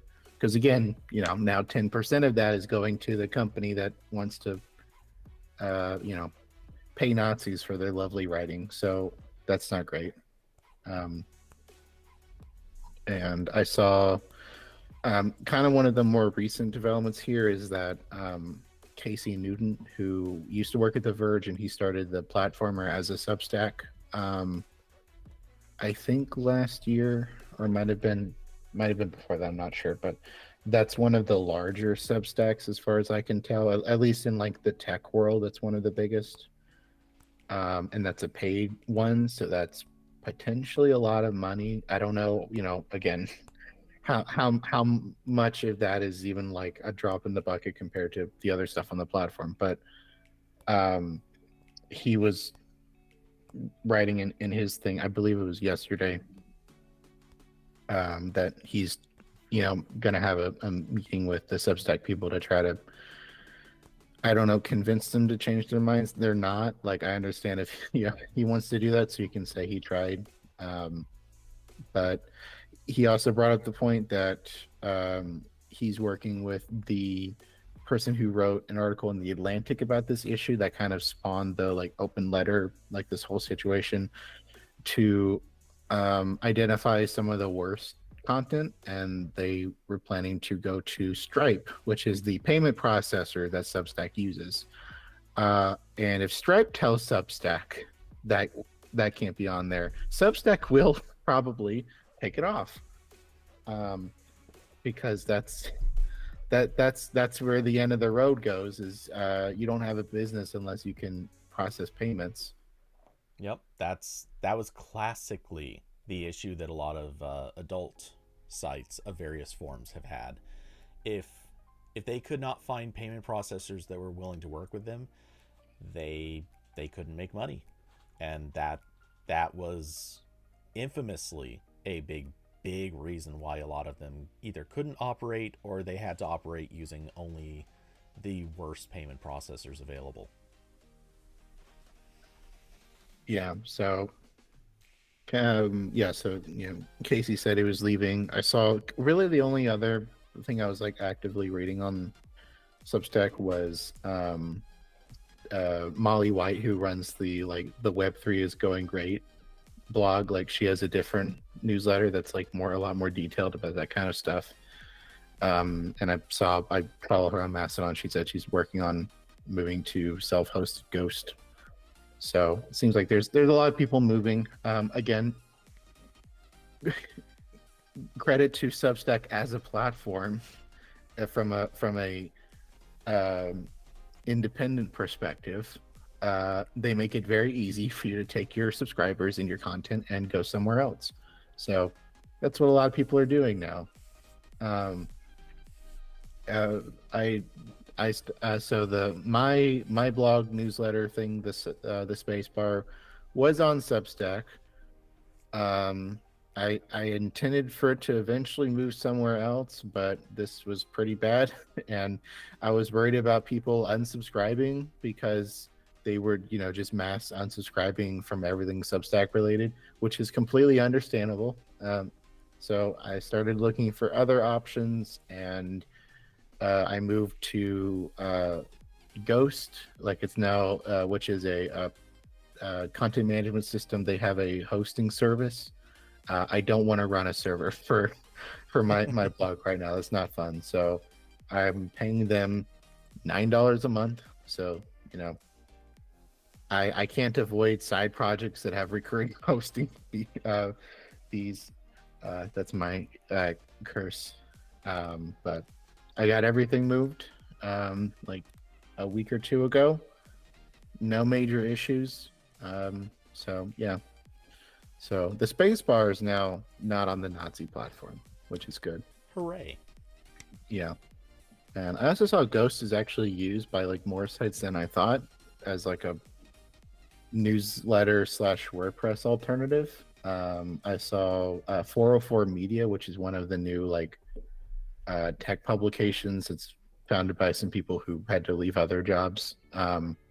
That's entirely on Ghost, which is kind of cool. So yeah. So also in response to that, I did update my Patreon to kind of just now cover everything I do. It was previously really only for the software projects I worked on because that was an easier thing to say, like, what am I paying for? Oh, you're paying for me doing some amount of work a month to keep all this working, and also my the server bills and whatever. But now I do a lot more than just server side stuff in my free time. Unfortunately, I need to stop. This is a problem, but I can't stop. So the Patreon is just now for literally just everything. It's just me as a person, basically. So I'll plug that in the chat if you care. No, I'm still trying to figure out like what what rewards would be. I guess I don't know. I did mostly finish retooling the connected Discord. So I have a Discord, and when you're in there and you have if you're a patron, you get the special like badge on your name and stuff. I'm trying to think of other stuff. I don't know. Maybe like when I get back in the habit of like doing Tech Tales regularly, maybe if like a week early on there or something. I don't know. Because that was the other thing I was like not really sure about is like if I'm trying to grow Tech Tales individually, then like I know a lot of podcasts do like Patreons where they get exclusive content, but Tech Tales is not nearly at the level where that makes sense. So yeah, because if I made a Patreon exclusive Tech Tales episode, it will get like 3 people. Those 3 people will hopefully like it. But yeah, that's it. See, that's that. I've had that complication too. Is I don't know what I would offer as any sort of a perk in the channel for subscribers, and it's like I'd love to, I want to, I just don't have any idea what it would be. So yeah, that can be a bit of a tricky one. Yeah, well, if we were popping off, you could do the classic streamer thing of like we only talk to the people who pay us. Oh yeah. But not quite there yet. I don't know. I could always do like Fall Guys streams where subscribers get to be the ones that play, and everyone else gets like kicked out of the group or something. I'm mostly kidding. Well, if you play games where like customization is more of a thing, like I do like when streamers are playing something like I don't like The Sims, and they're like, all right, chat, you get to name this sim. Yes. Like that kind of stuff. That's kind of fun. Yeah, but that is. I don't think that's really a thing with like Overwatch or Fall Guys or anything. Not so much. I mean, technically Overwatch you get a little bit more customization, but not a lot. Not enough. It's funny when it can work though. Yeah. So one thing I will throw in, and this is not in any sort of defense of Substack. If anything, it's actually kind of the opposite. But I do think there is an argument to be made in some cases, and this is kind of the God, I hate that I'm even saying these words, but this is an almost in defense of Facebook sort of an argument. But there is something to be said for you don't necessarily always want to kick a group off of a platform of some kind, because sometimes keeping them where you can watch them is valuable. And in the case of Facebook, I saw some people making jokes about that, like, oh, Substack is the new like FBI informant.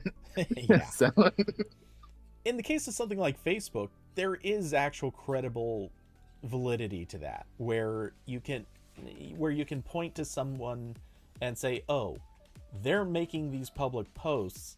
Well, what we can do is we can limit the reach of that post so it just won't make it to most people. And we can monitor them. We can monitor their behaviors, at least on the site, if not possibly in Facebook's very creepy way of stalking them through all means. But yeah, you can actually monitor and keep track of some of the things that these people will do. Substack is not that. Substack is not providing anything there.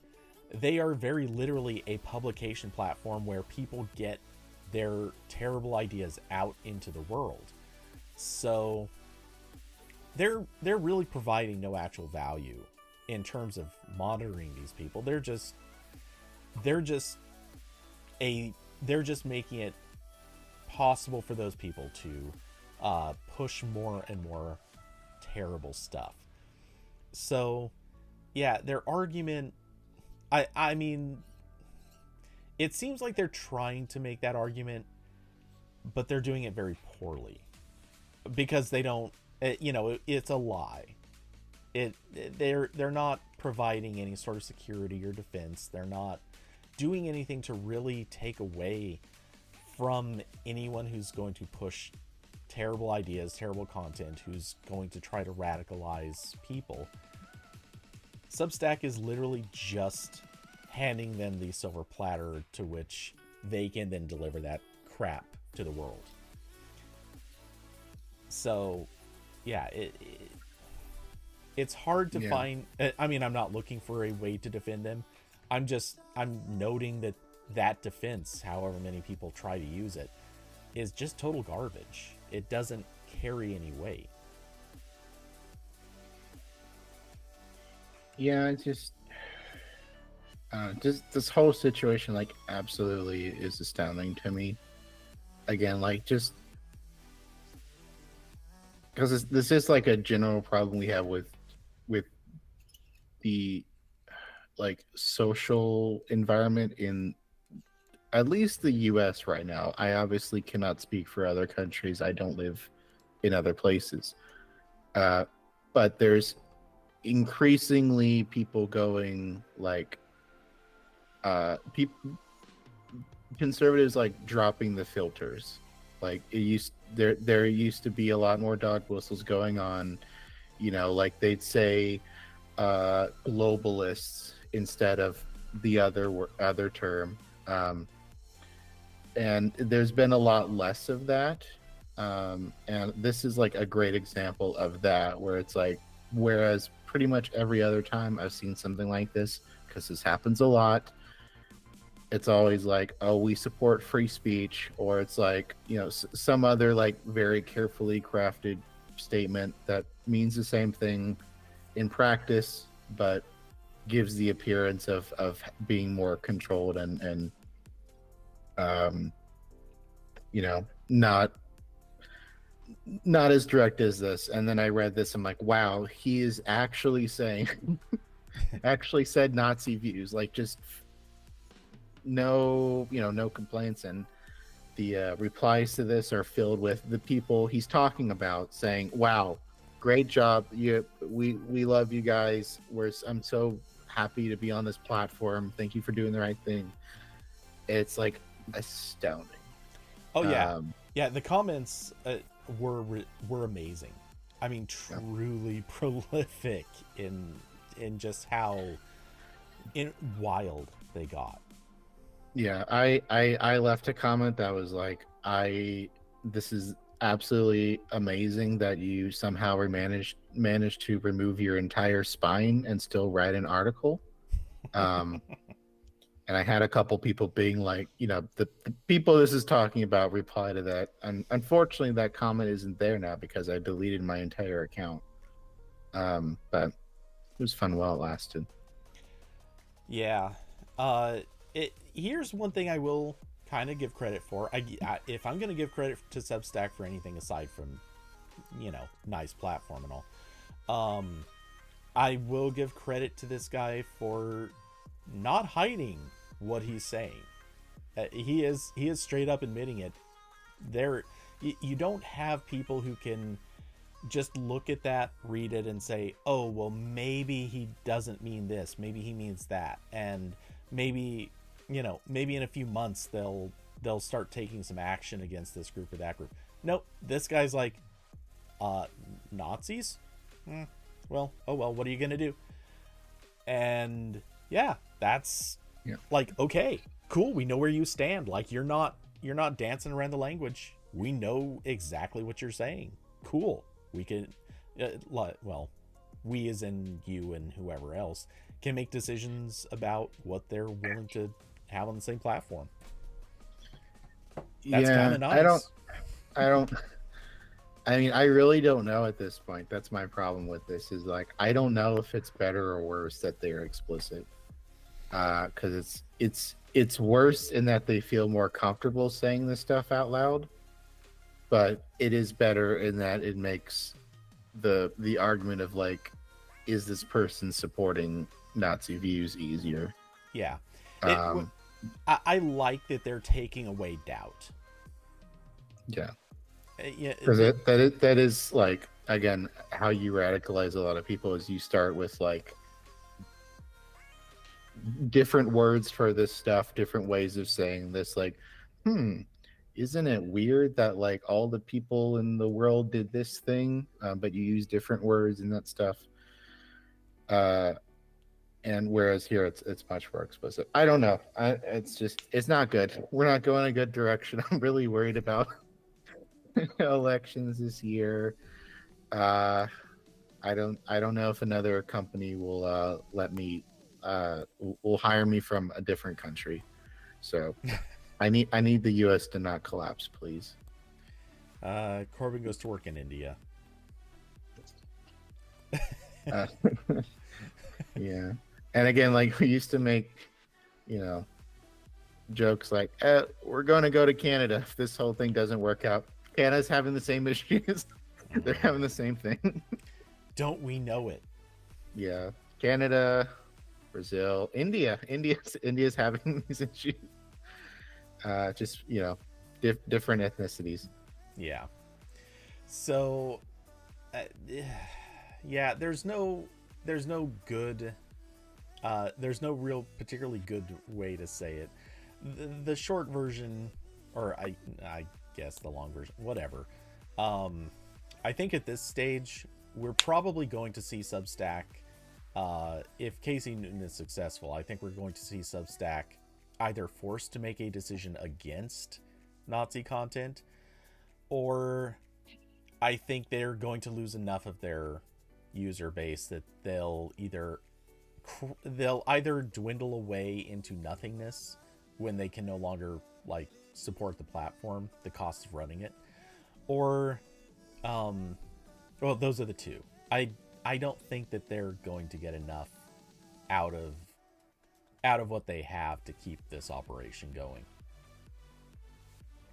Not in the long run. I mean, and that does depend somewhat on the pressure staying on. Because if this goes away, if people forget about it, then there will be a lot of new people who are not necessarily okay with this, but don't pay enough attention, who are going to go on Substack, actively use it, and could bring it back to, or could keep it in a financially viable place. But if the pressure stays on, I think it's going to scare away enough active users. And if Stripe reaches the point of saying, "Oh yeah, well, we don't want that going through our system," then yeah, these are the points where Substack has no choice but to either change or die. I mean, I don't think they necessarily have to die. That's the bad part. Is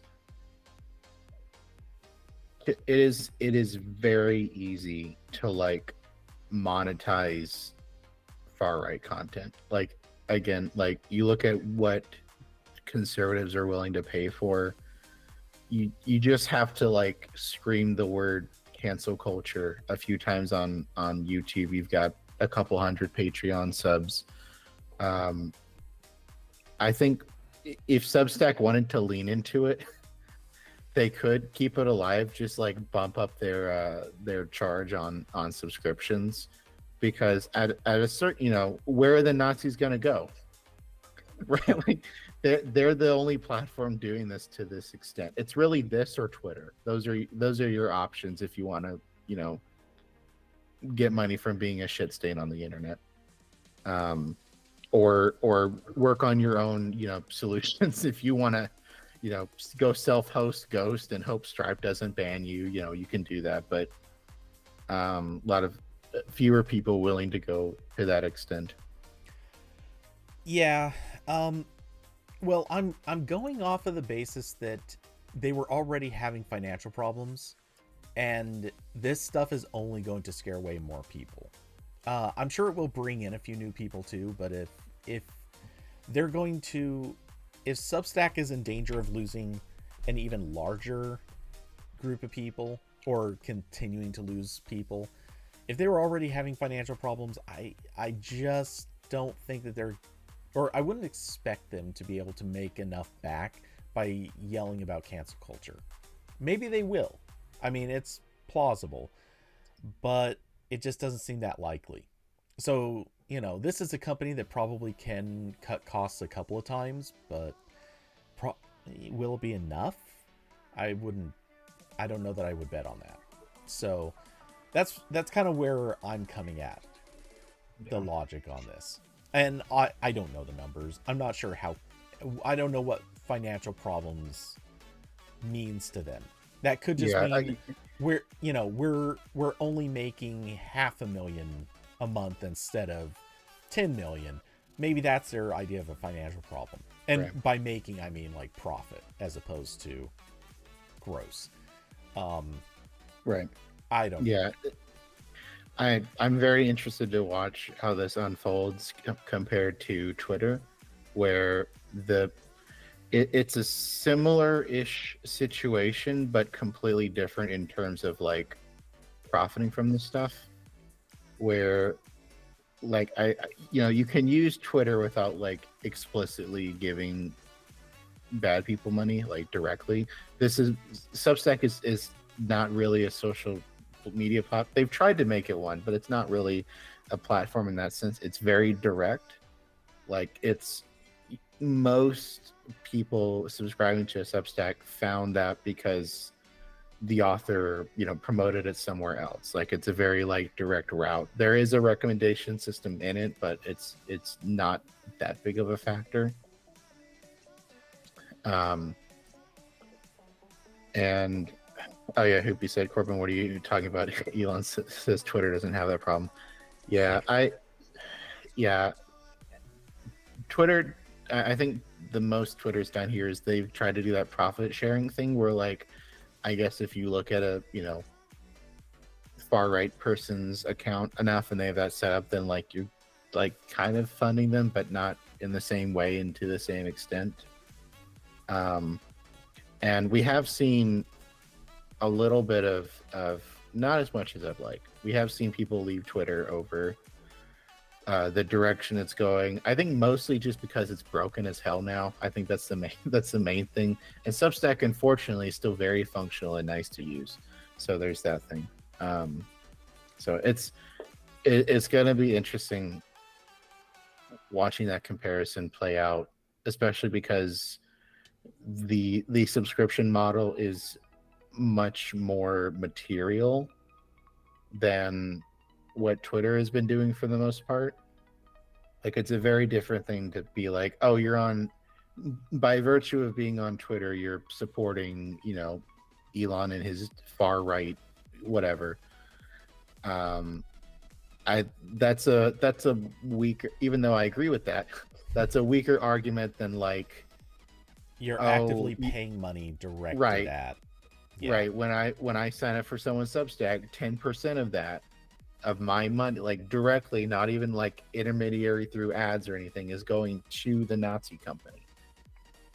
So it's going to be interesting to watch this play out for sure. Not in a good way. I wish none of this would have happened, but Well, You yeah. know, There's a lot over the last decade I wish hadn't happened.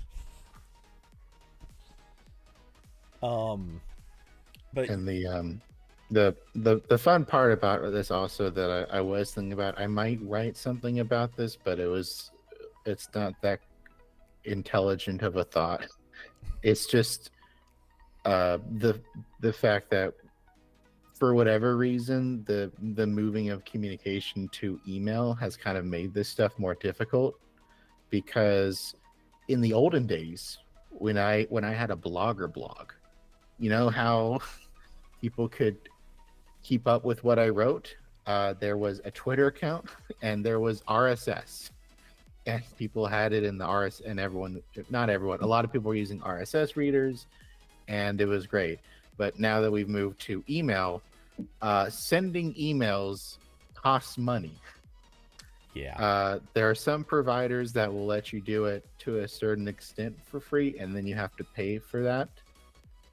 So it's much harder to find a platform that will let you write and send emails for free or reasonable in a way that's not incredibly difficult to set up. Substack was the main one, uh, but um, because we've moved away from RSS, and sort of most social media platforms are like actively discouraging you from posting any external links. That's a lot harder, which is why everyone wants your email now.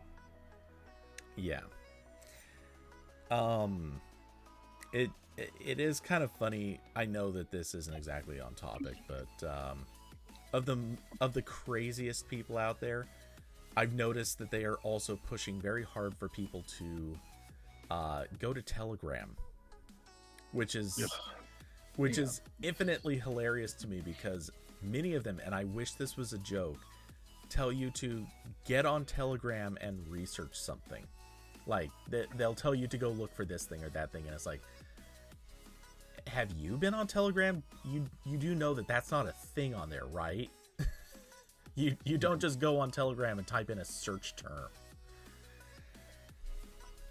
People, Telegram's also very funny because it's also one of those weird platforms where you can use it like, innocently, like, oh, it's just messaging service is great, and then there's also like, oh, that's how like hackers and like uh like far right Russian interest groups are spreading communication. Like, oh no. uh Turns out the Nazi bar is Telegram and Substack and Twitter. Um, Good times. oh yeah, yeah, it's a wonderful world that we've created. Um, but hey, that's it's not like Discord is immune to that either. Nope, Discord's pretty bad too. Um, yeah, so uh, yeah, I do we have much more to say on this? No, just that, gonna be interesting to see where this leads, because it seems like if Substack stays in this direction, then basically just their customer base is limited to conservatives and like center right people who have a history of like just not caring about this. Like, oh, I'm in the same place as the racist. That's fine. I'm actually going to kind of build on that comment just a little bit, because it reminds me of, this is gonna sound so weird in a way, and then it'll make sense. It reminds me so much of the gaming industry, and I know what you're thinking, because yes, the gaming industry has a big problem with these exact groups, but no, the thing I am thinking about is how a lot of games are so dependent on having a lot of free players, but the free players exist so that the paid players have something keeping them there. And with Substack, I think that same system is kind of in place, where if they scare off too much of the user base, and those people basically say we don't want to be around this company or the majority of what this company attracts, then it does. Believe me, I'm still not agreeing with what this guy's notion of somehow beating the Nazis is. He makes up a very bad point for it, but I do think that if the platform ends up attracting only that group and scaring away pretty much everything else, then that does limit that group's ability to gain new followers. Because at a certain point, if you scare away enough people who are more moderate and more center, they will no longer become an outlet that reaches new people. Basically, the more extreme you become, the less likely you are to ever be able to connect again with anyone who's not as extreme or crazy. So yeah, I don't know that they're gonna get there. That is a long road, but to be fair, it's also a road that can be traveled very quickly. Dare I say, it's kind of almost like a downhill slide. Like this, I can't think of a lot of other examples of this that we're seeing with Twitter and Substack, where a platform that was had at least had the appearance of being more liberal or broad audience sort, just gradually become narrower in the conservative direction. Most of the versions of this are like Republicans getting mad that they keep getting banned from other places, so they go make a different platform that then has to build a completely new audience from scratch. I doubt they're really building a new audience from scratch, but yeah. Right, there's enough high profile people that bring their audience over.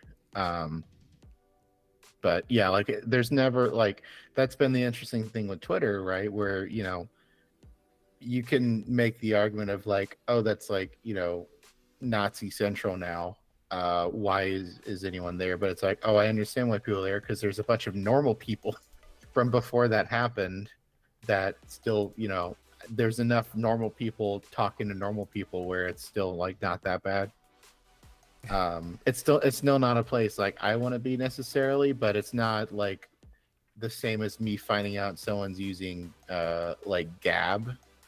It's like, oh, you went there because they were always like that, versus like, oh, I just, I stuck around after closing time. Now I'm surrounded by these weird people. I'm just want to talk to my friend.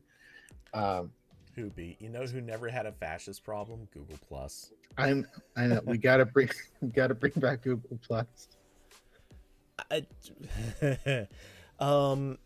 Technically, you're right on that, though. I can think of a couple of other problem groups that were on Google Plus, so I don't know that that's that's totally the marker.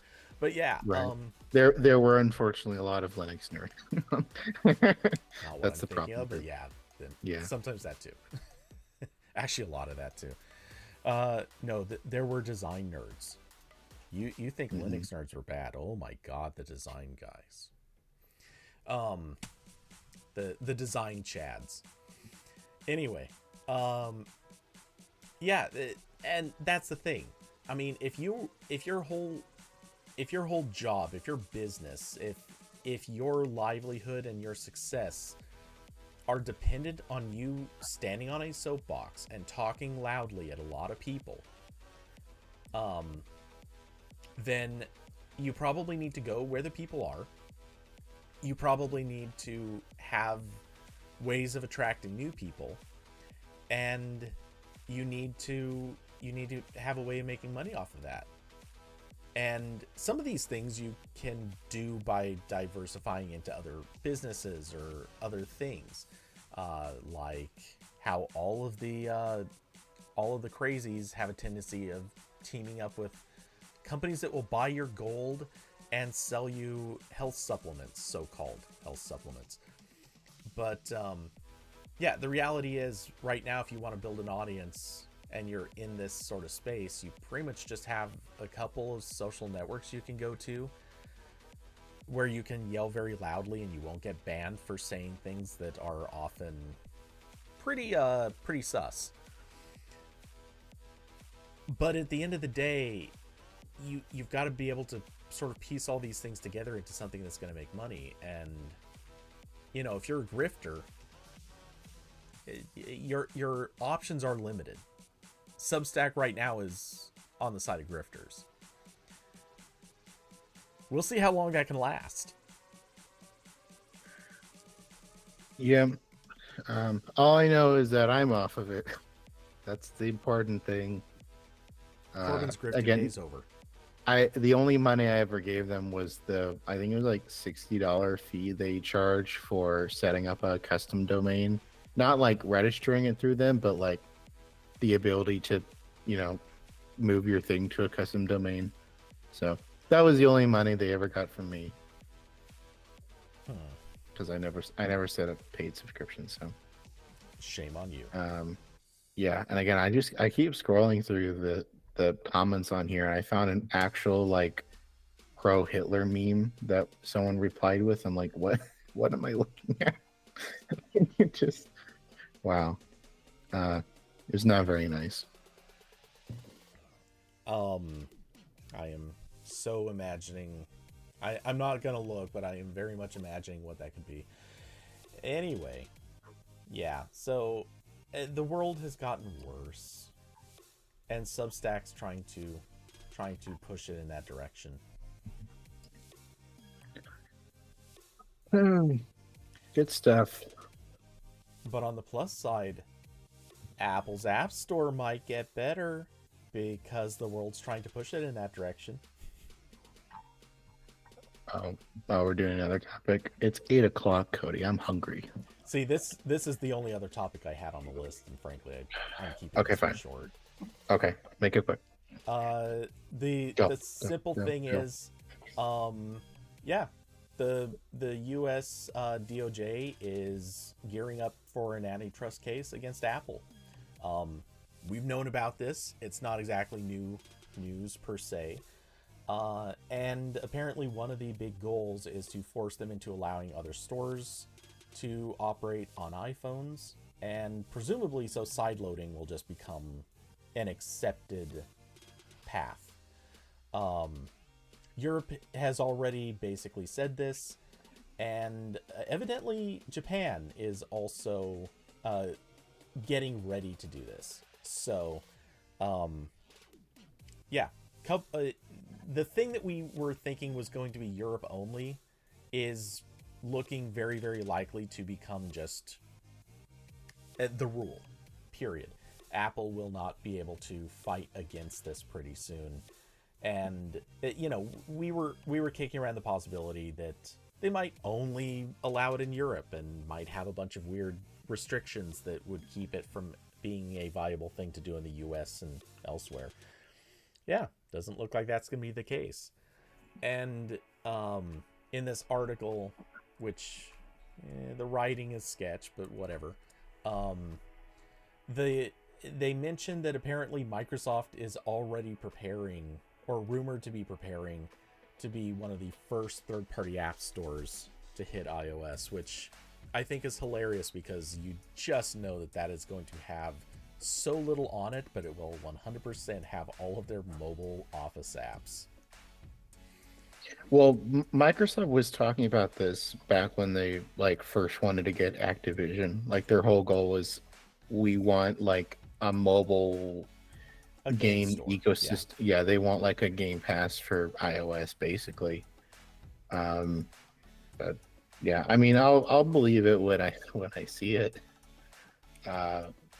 Yeah, I've heard too many of these. Oh, government action might happen, and then there's a settlement somewhere, or they agree to some other penalty that sucks. So we'll see. Yeah, the thing is, again, this has already now happened in Europe. There's now a deadline, and evidently Japan is there too. These are two places that aren't even bothering with the step of suing Apple.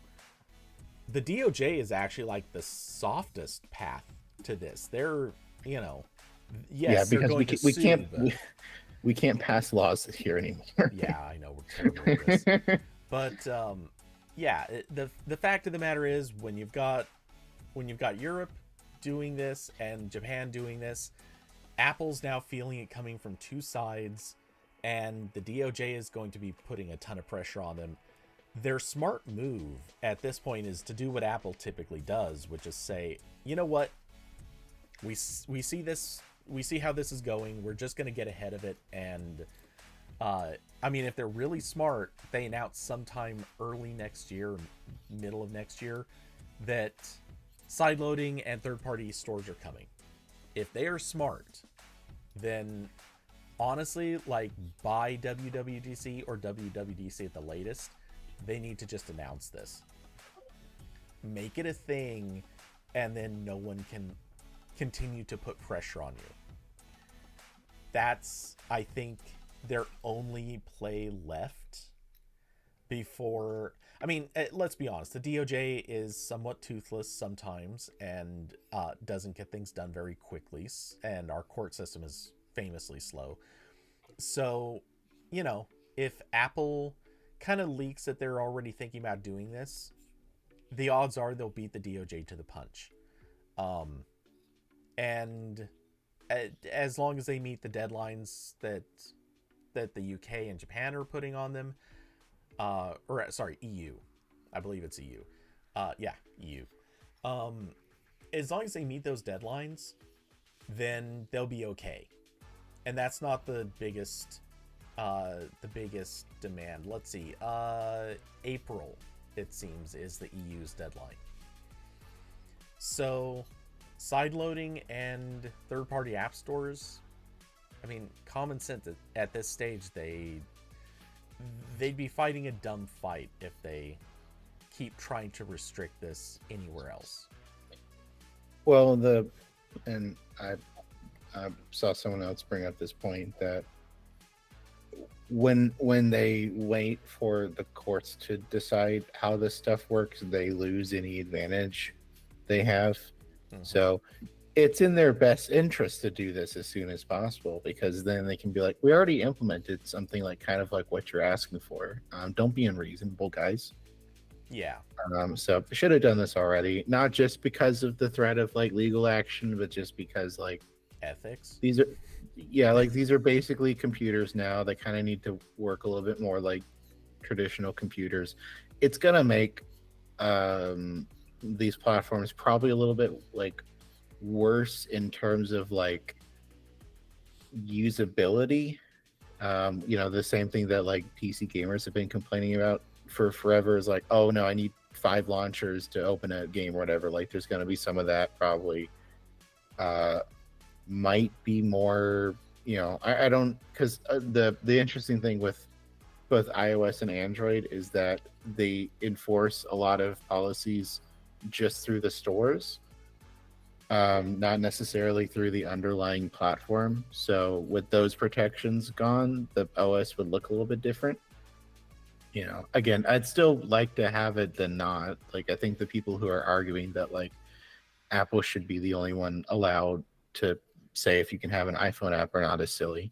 Mm-hmm. But it's going to be interesting for sure. Game Pass for iOS sounds cool. I'd like, more browsers would be great. I think that's been the closest example to like trying to beat legislators, where a big part of this was like there can only be one browser on iOS and everything else is just on top of it. And Apple's response to that in the past 2 years has been like drastically speeding up Safari development, where like if you look at like the change logs in every version of Safari, the past few have been pretty monumental. It's still behind Chrome in a lot of ways though, especially with PWAs. I wonder why. But yeah, it's gonna be interesting. I'd love to see Firefox on iPhone with Apple's chips. That's gonna be interesting. Potentially faster than Safari because Firefox has got a lot of REST code at this point. Yeah. So yeah, that'll be interesting. Also, emulators. That'd be sweet. Apple still doesn't like those. Yeah. Um, And also just in general, I think it's going to be interesting to see how this changes business models that come out. Obviously, there are going to be developers popping up who are saying, you know what, if I don't have to charge a certain way, I'd like to not have to charge the ways Apple allows. So, for example, this does actually open up the possibilities for legitimate upgrade pricing, or bundle pricing that is functional. I mean, yeah, we're gonna get the PC gaming ecosystem on mobile, where it's like, oh, if I'm a game dev, I have Microsoft or Epic knocking on my door saying, hey, you need some money to help pay for all that development.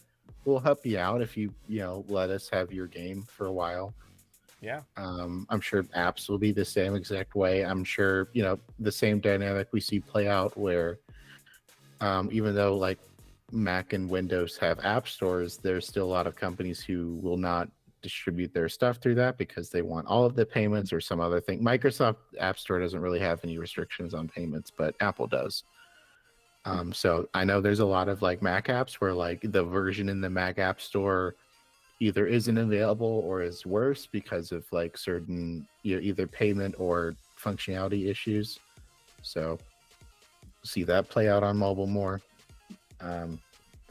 Definitely the bigger effect here is iPhone, because even though Google's restrictions there have been more just like targeted towards normal people, like making it as frustrating as possible to install F-Droid or whatever else, but you can do it. Whereas on iPhone, it's really just been stuff like the alt store, where like it's pretty difficult and annoying to get stuff from outside the App Store. Yeah, it's funny, as the more I was just sitting here thinking about it, the more it started kicking in. Imagine the really weird app distribution or fun models that could result from not having to necessarily comply with all of Apple's rules. Like, you could literally have like not in the conventional sense of mods, but you could realistically release games that are like you could have like 10 different versions on a given store. Each one is modded a certain way. So, anything from different skins to just whole different ways of playing a game. All of this actually could become a viable thing. And there was never really a way to do that sort of a model anywhere near Apple's current store. So Poopy said, finally the Stadia app is allowed. yeah. Just in time, baby. Whoops. Though, GeForce might actually have a better chance now. But yeah, there are a lot of things that actually can legitimately happen once this goes into effect. And I think it's kind of neat in a weird way that we're definitely going to see something by April. Like, this isn't something that's a year away like RCS. This is something that's 4 months away. And so there will have to be news about this pretty soon. And this is a little bit before WWDC, so obviously we're not going to get the I do wonder if we're going to get like a US targeted announcement coming somewhere in or around that time. If maybe Apple will just open things up officially, or maybe they'll just do a Europe only thing in April. And then again, I think they'd be nuts not to just get ahead of this. But maybe they get ahead of it by announcing something more broadly at WWDC in June. I'm assuming June. It technically could be May, but whatever. Mm-hmm. Or who knows? Maybe they're like, yeah, screw it. Let's just do WWDC early. That way we can get our big announcement in. Who knows? Yeah. Anyway, so that's, I think, all I have to say on this. Same for you? Yep. Okay. You need to go eat. Before you do, is there anything else that you want to plug besides the 4 or 5 things you've plugged today? Yes. Yeah, not really anything. You ran out. Yeah, I guess. Yeah. Let me think. Hold on. I'm I'll sure I come up can with find. something. I'm sure I can find something in my Oh, pile. photo stack. You haven't. Oh, wait. Did you mention? Oh, you might have mentioned photo stack earlier. No, you mentioned No. image share. So, Yeah, I haven't mentioned anything. It's fine. I'm I kidding, guess obviously. I'll post the Patreon link again. I think David's on my Patreon. I think maybe other people. I feel bad for not knowing. I should know. Yeah, how dare you? I'm not used to this. I thank all of my subscribers every time. Yeah, I'm bad. I'm not that great at it, but I try to be. All right, well, cool, and thank you for joining the show. And a big thanks, of course, to those who keep this channel going. Huge thanks to Austin, Carson, David, Diablo, and Curvy Mermaid. And let's see, for those who would like to support the channel, there are links down below to Cash App, Streamlabs, and Patreon. I should be back this weekend for some game streams. Typical routine, you know how it goes. And let's see, was there anything else? I don't think so. So I hope you all an excellent evening. I hope you all an excellent new year. We're finally into it, 2024. Maybe this one will be the good one. Maybe we're finally not in 2020. Let's hope. And with that, yeah, well, you know the routine. Good night, everybody. Bye.